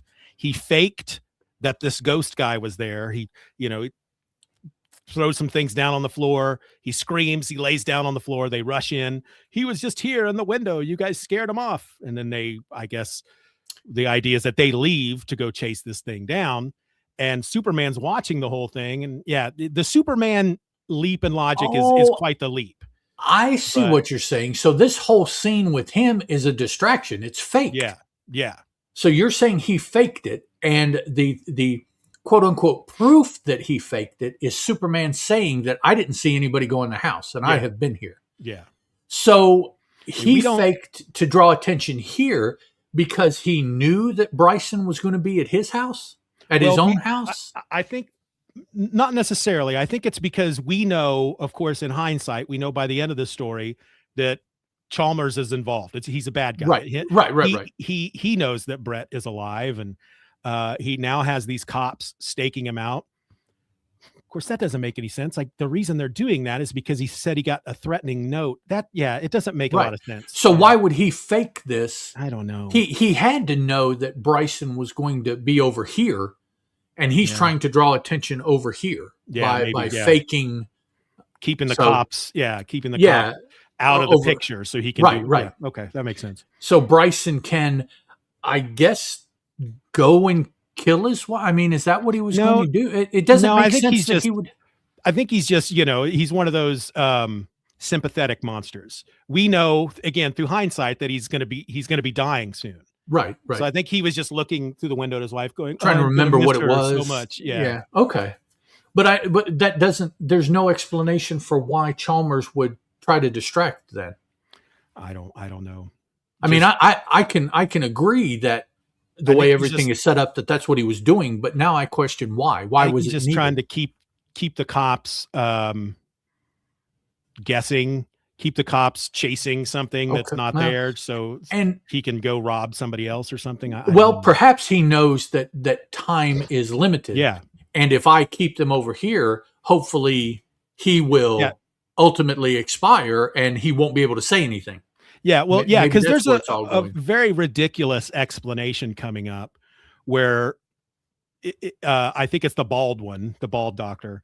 When they explain what really happened, I think they do say, and we discovered that he only had a week to live. Right. And, okay. I'm not sure how you discovered that, but we'll get to it when we get to it, because the whole thing is really kind of dumb. But we got to put in a lot of guesswork here, but I think the idea that he's just trying to get the cops to chase their own tails, knowing that he just needs to give Brett a little bit more time, just time to let the clock tick, and he will go away, and the entire plan won't be revealed because I'm not going to speak. And so, okay. So Lois, from the sound she made or the noise that he made when he changed his attention from his wife in the house to Lois outside the house, alerts Mary. Mary comes just in time, screaming no, to save Lois from being grasped by Brett. So now Mary and Brett, formerly man and wife, I guess still man and wife and monster. Her name's May. May. Aunt May. Oh, I said Mary. May Bryson. I'm sorry. She recognizes. As long as it's not Martha. No, How do you know that name? Everybody is named Martha. Yeah. So, yeah, it's impossible that my mom's name is Martha. If your mom's name, Right. whatever.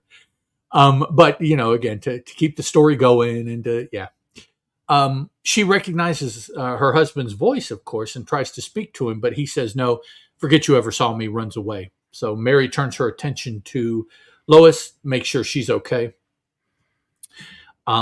Brett runs away to the middle of nowhere and starts sabotaging some train tracks. He's just racing like mad, muttering insanely to himself. The glowing figure halts at nearby railroad tracks, wrenches at the rails with his bare hands, twisting them. No life for me, kill. Death to others, kill.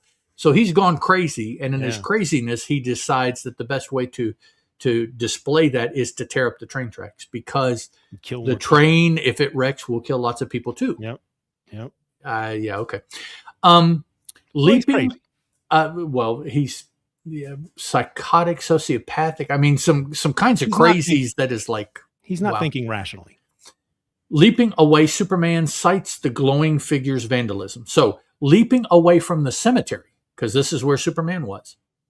So we have the cemetery is near the house, is near the the railroad tracks, which are out in the middle of nowhere, because this place that Superman is flying over is just countryside. There's no town. There's no, so. But he sees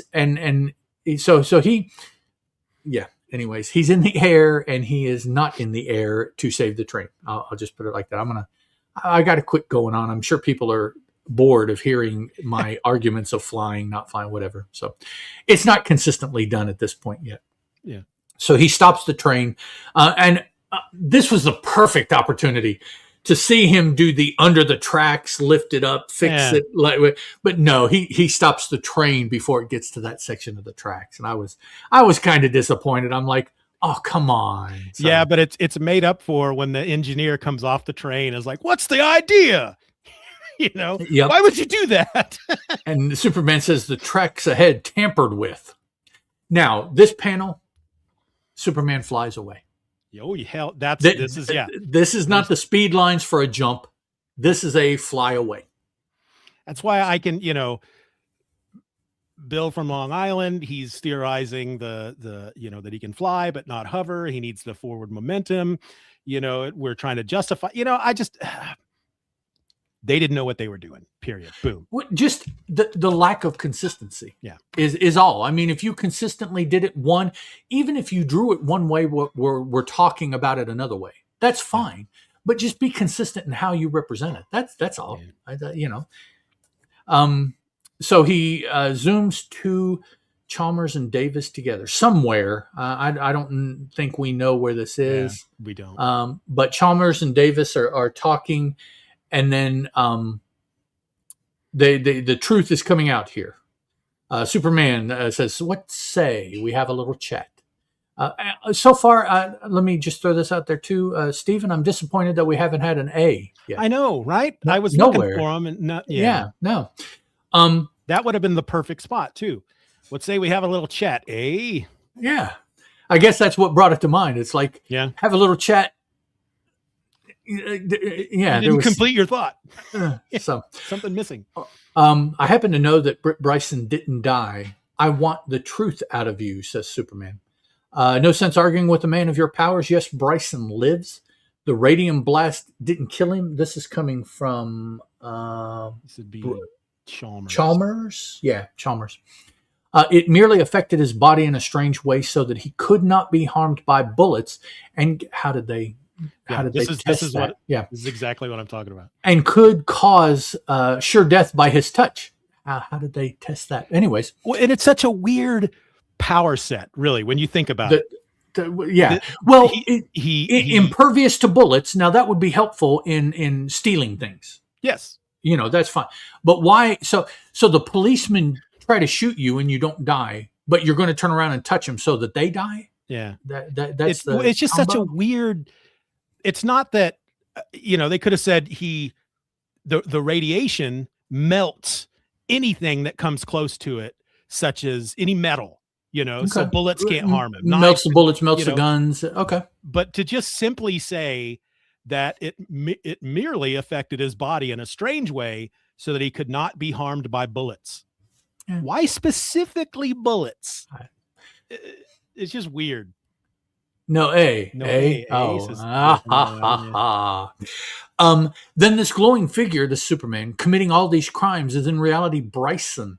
Yes, but you won't be able to do anything about it, as Chalmers shoots Superman with this gun, I don't know, that he had on him, that I guess he created. I mean, it kind of puts me in mind. I just watched Men in Black, the first one, the other day, and the gun that the alien that Will runs down that broke and then evaporated. Yeah. That Jay wants him to, takes him to the monk's weapons jewelry store to find a replica of it. And it kind of, it put me in mind of that gun with it. Yeah.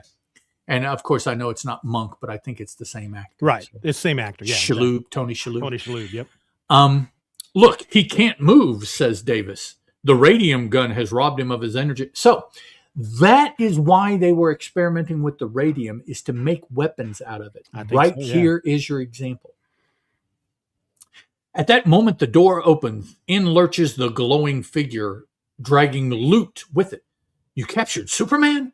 Yes, he won't interfere with our plans anymore.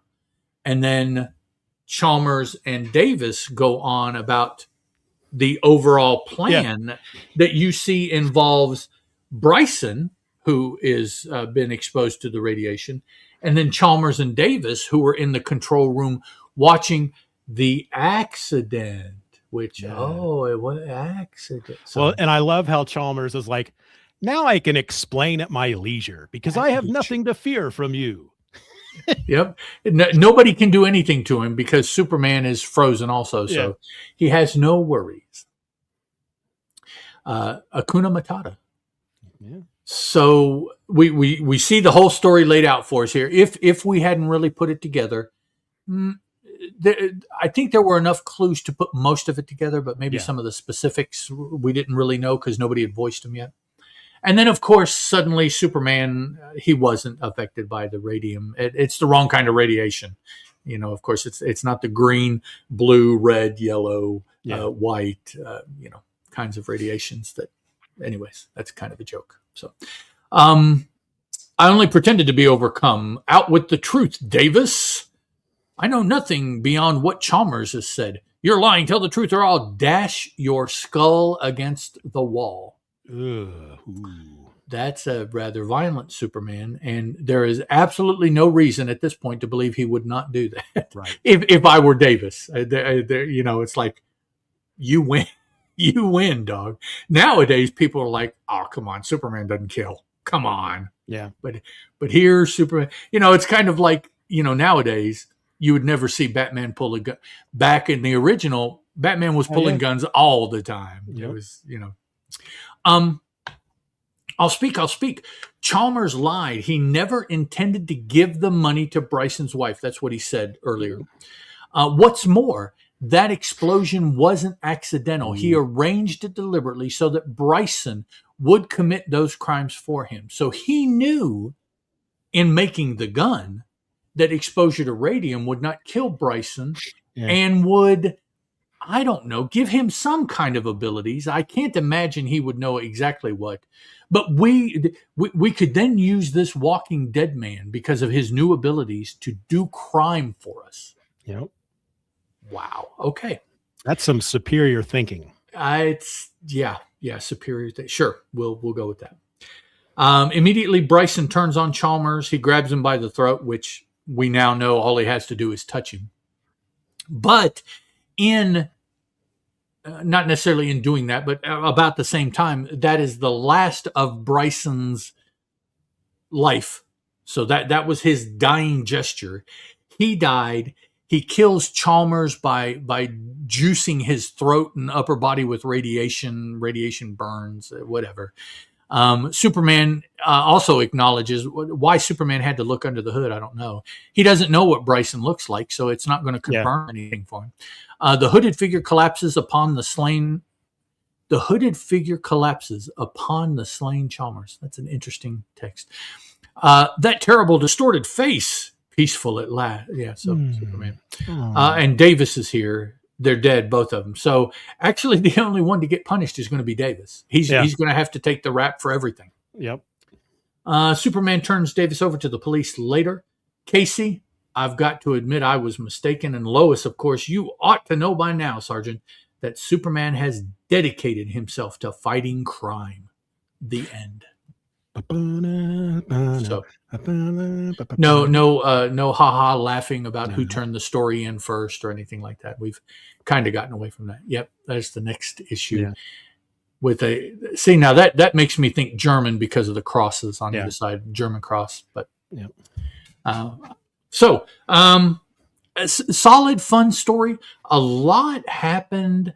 Very confusing. So much happened that they didn't have the room or didn't want to take the time to really flesh out and explain everything, except, at the end, I threw out the term info dump for something else. This last page and a half was definitely info dump because, all the things that they had arranged for the rest of the story, if you hadn't, as the reader, figured it out, well, they had to make sure to give it to you what was in their head the whole time. And so it was nice to see them trying a little sci-fi horror super villain type of thing.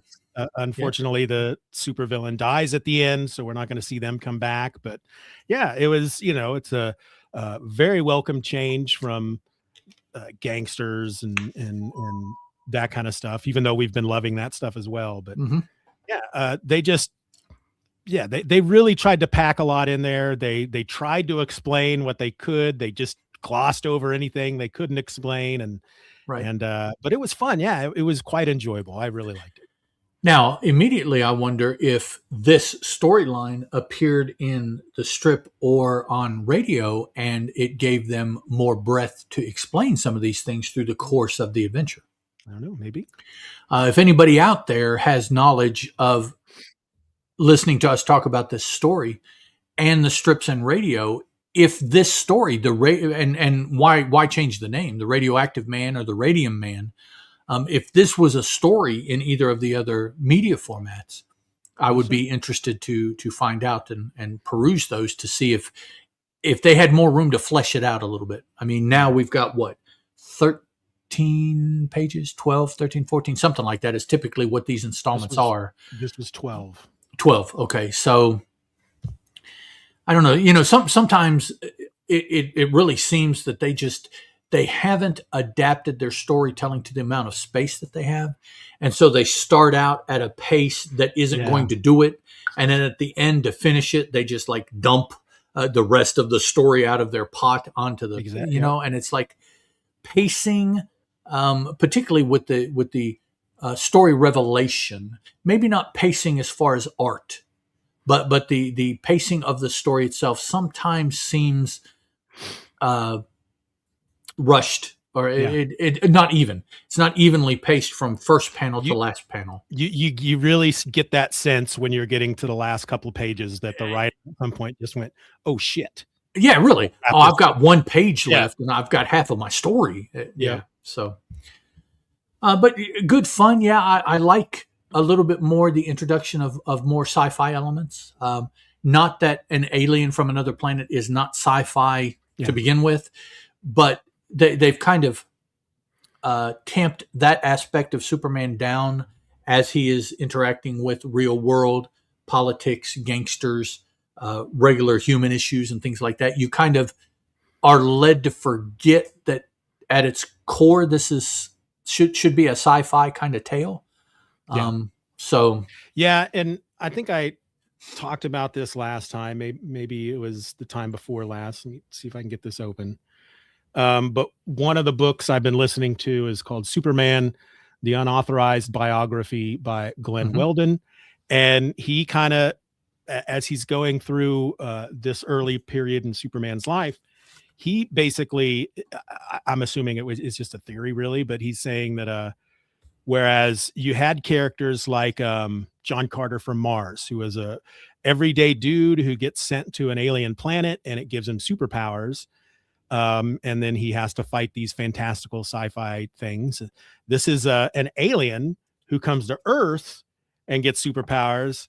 And so they don't have him fighting a bunch of fantastical things. It's all Earth type. Right. It's Earth stuff. Right. So, yeah. So it's that juxtaposition between those two types of storylines. But, it's nice when they do something like this every once in a while. It's kind of fun. Yeah. Yeah. My favorite moment, I have to say, moment in this book, apart from getting a chance to see Superman save the train. It's always nice when Superman stops a train. The moment more powerful than a locomotive. So exactly. I mean, we have to show that. Exactly.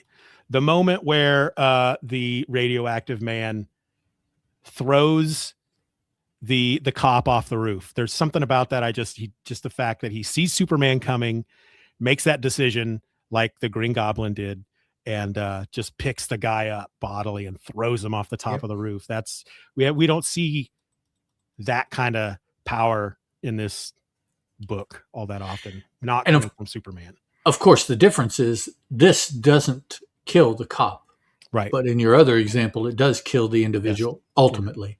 The other reference you made.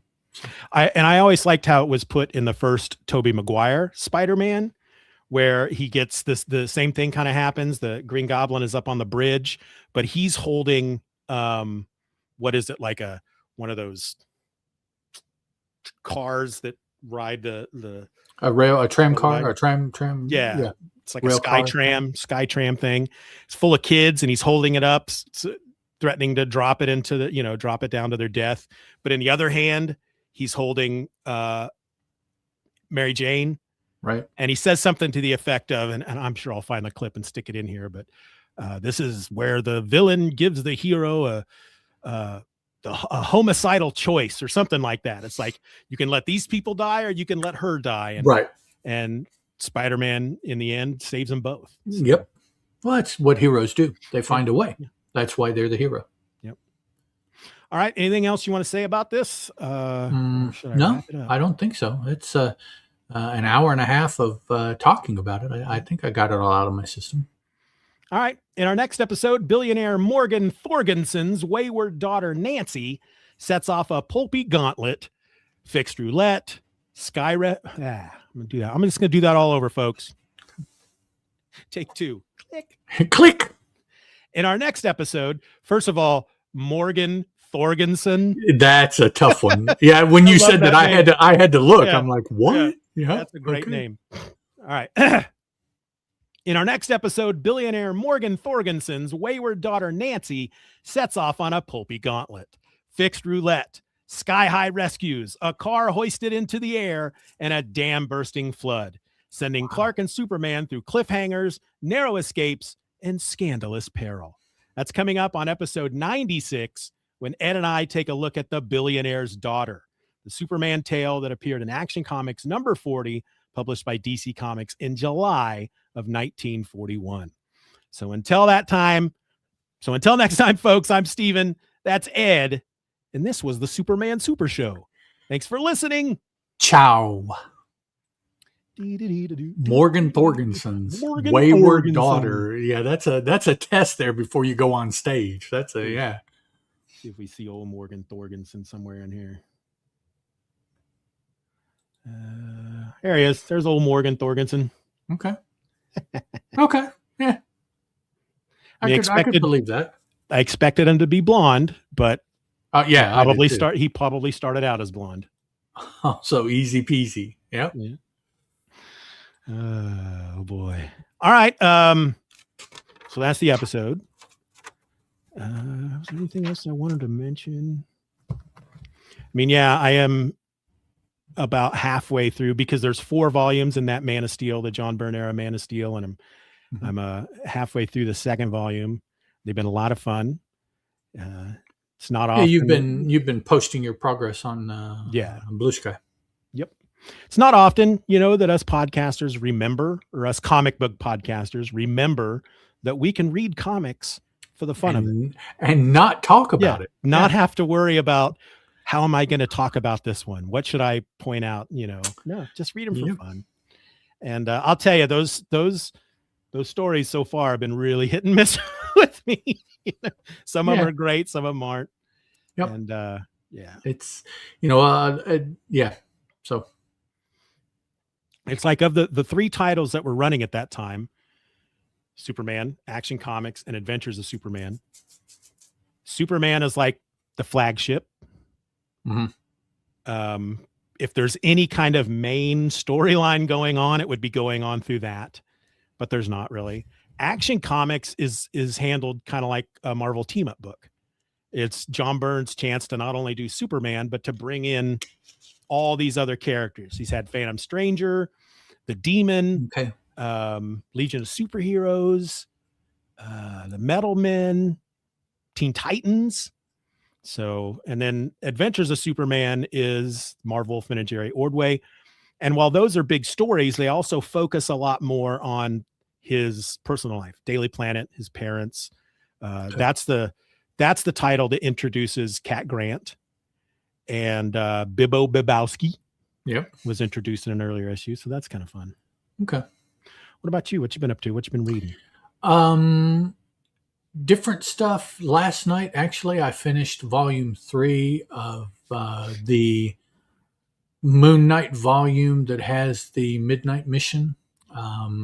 That is by, I don't know, maybe somebody out there remembers. It's not the current volume of Moon Knight, but the one right before. Yeah. It's like, yeah, I know who you're talking about. He's Jed something.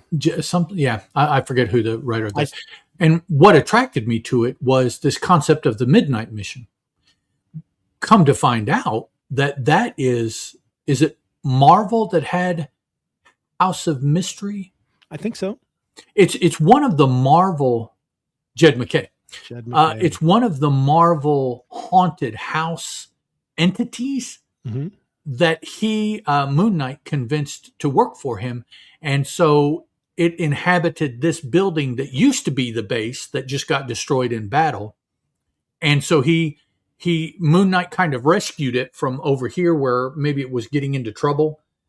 And you come over here and help me, and I'll make sure that you stay safe and nobody comes to mess with you, and set it up as the entity in the building. And that is his Midnight Mission. Nice. And I had seen that a couple times in a couple other, the more recent Moon Knight issues that I had read. And it intrigued me enough that I'm like, okay, I need to go back and read this whole volume just to see about that, because that's a really cool concept that I don't remember off the top of my head seeing anywhere. Yeah. Of a sentient, and I say this, and of course I'll correct myself here in a moment, a sentient home base. Completely different from when X Factor was on the celestial spaceship that was sentient. I do know that that's out there. But this is a different kind of entity. This is an entity. It's not just a sentience. It's a like a creature that has to be cajoled and has to be convinced, and more than just an intelligence that you can just ask a logic question to get it to do something per se. So so that's what I read recently. Other than that, I've been working on my X adjacent read through that I kind of let off several months ago in 25, and I'm getting back to it. I'm in the 92-ish, 93-ish time frame of X books. Nice. So nice. Yeah, I finished the collection, the Jim Lee X-Men collection or something. It's just it's pretty good. But I read when I had the Marvel app, I was reading that Moon Knight series that you're talking about. I was reading it as it came out monthly on the app, and then I think I got to the point where the other Moon Knight showed up. Hunter's Moon. Yeah. The evil or the bad and if you had continued, come to find out he's not. He just looks at being a Moon Knight a little differently than our boy does. But they got on the same page to some extent, to where they weren't fighting directly. So that's where that story goes. I am not necessarily a fan of the dissociative identity disorder that is so prevalent in Moon Knight now. Yeah. I don't I don't really think, from what I remember of reading Moon Knight in the 80s, that that's where it was intended to go. It was other identities that he had to accomplish other aspects separately from the other aspects. You know, he was a cabbie, he was a rich man, and he was a nighttime vigilante that started out hunting werewolves. And after he killed a few, he decided there was more to being a hero. So, I mean, you know, you keep all those separate, but they're still the same person, and it's not gonna mess up your head. I mean, it's like a secret agent, you know, James Bond going and playing different parts or what, you know. And so, I just don't, and I certainly don't like the way they did it on the TV show. I was not a fan of the TV show Moon Knight. Moon Knight is one of those characters that, because he just looks so awesome, I just want to totally be into Moon Knight. And there was a mini series that came out in the late 80s that kind of gave him some new powers or something. And probably Fist of Khonshu. Yes, that was it. The first volume. I think they've used that name subsequently, but that was the first Moon Knight I'd ever read, and I read it as it was coming out. That's a good one. And they definitely weren't dealing with that personality dissociation thing at that point. No, but, that's a one writer did it several years back here recently, and everybody else has done that too. And but one of the things I've been doing, because I've been having so much fun reading the Superman stuff without having to think about how I want to talk about it on a podcast, I got to realizing that I would see posts over on the Blue Sky and stuff from Jim Zub about, you know, new issues of Conan coming out. And it's like, I haven't read some new Conan in a while. Right. So I remember you were reading that for a while too. Yeah. I stopped my, cause I kind of reached a point in that Superman second collection where I'm like, all right, I'm starting to get a little tired of Superman a little bit. So let's stop. And now I started the Titan Conan series from the beginning.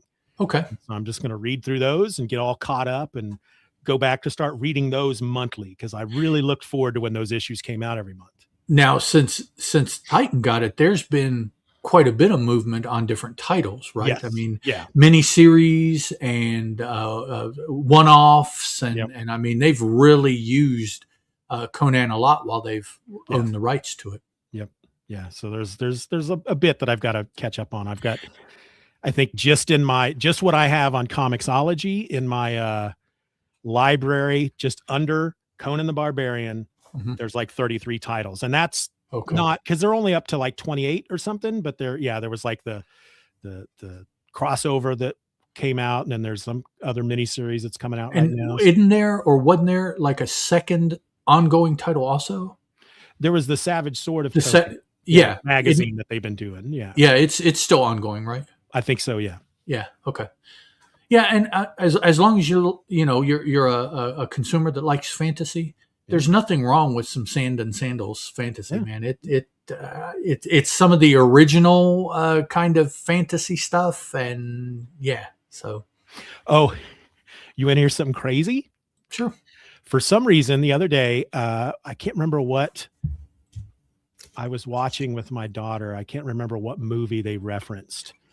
Some 80s movie or something, but I was like, oh, that's a movie you haven't seen, we should watch that. And then I started to make a list of like all the 80s movies that I thought would be fun for us to watch together. And then because I had just started back up on my meds, that didn't seem like I wasn't doing enough with this list. And so I ended up going through, starting in like 1976, went through on Wikipedia, all the movies that have been released every month. And I made a list. The first one on my list is Bad News Bears from April of 1976. It goes all the way down to December of 1989, National Lampoon's Christmas Vacation. And that one is number 240.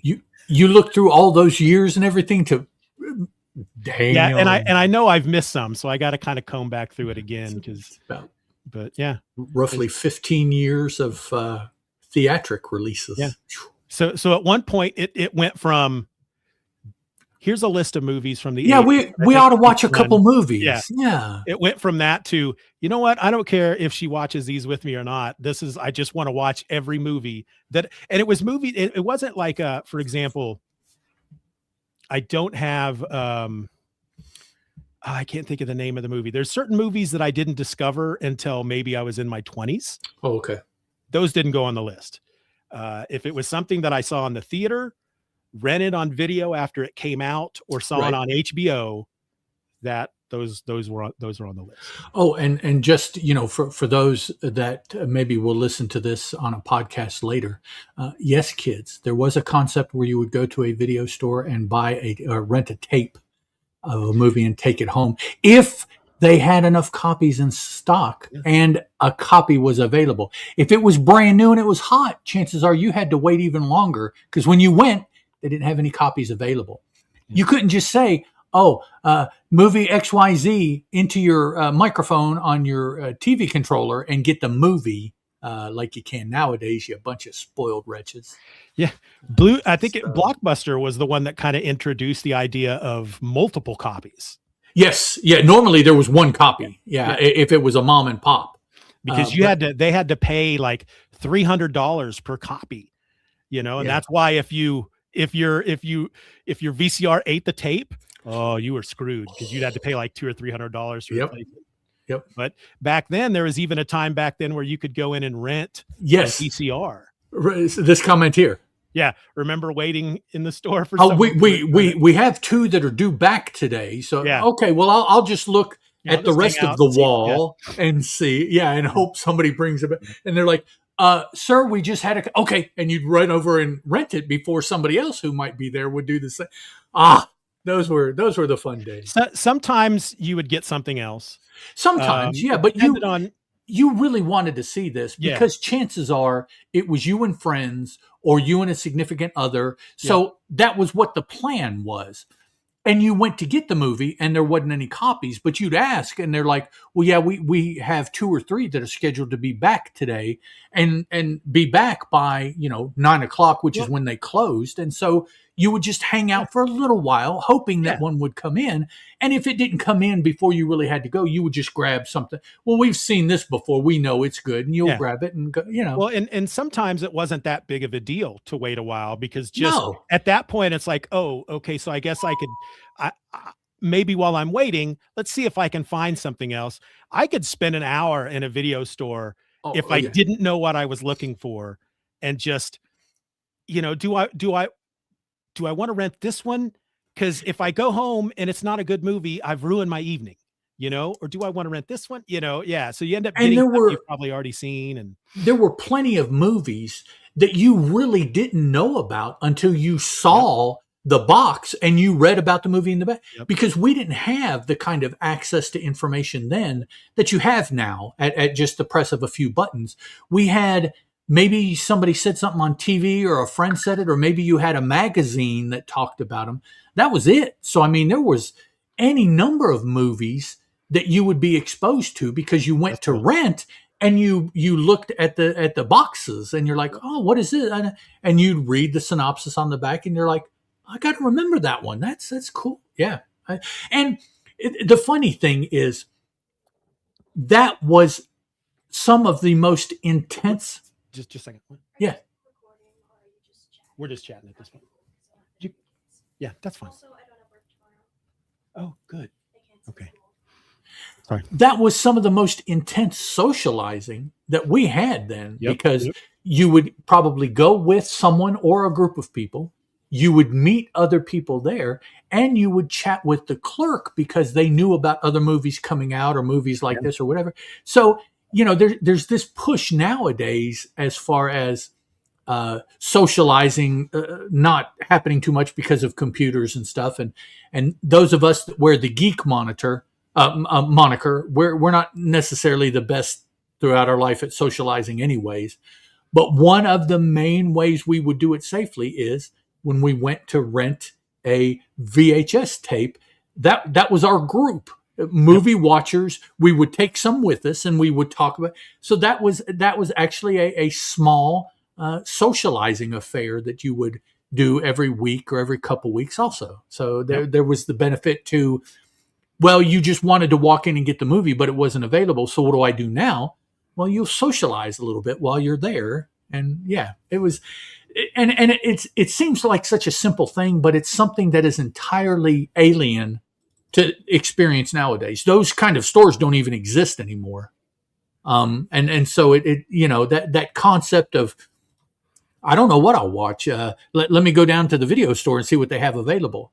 That is like, well, don't you just press a couple buttons and you see and you pick? Yeah. So, well, and it's why to this day, if you're from our generation, if you happen to have the TV on, just on regular live TV, which isn't all that often anymore, but if you do, and you come across a movie that you've seen hundreds and hundreds of times, it doesn't matter. It's on TV. It will stay right there. Exactly. Yeah.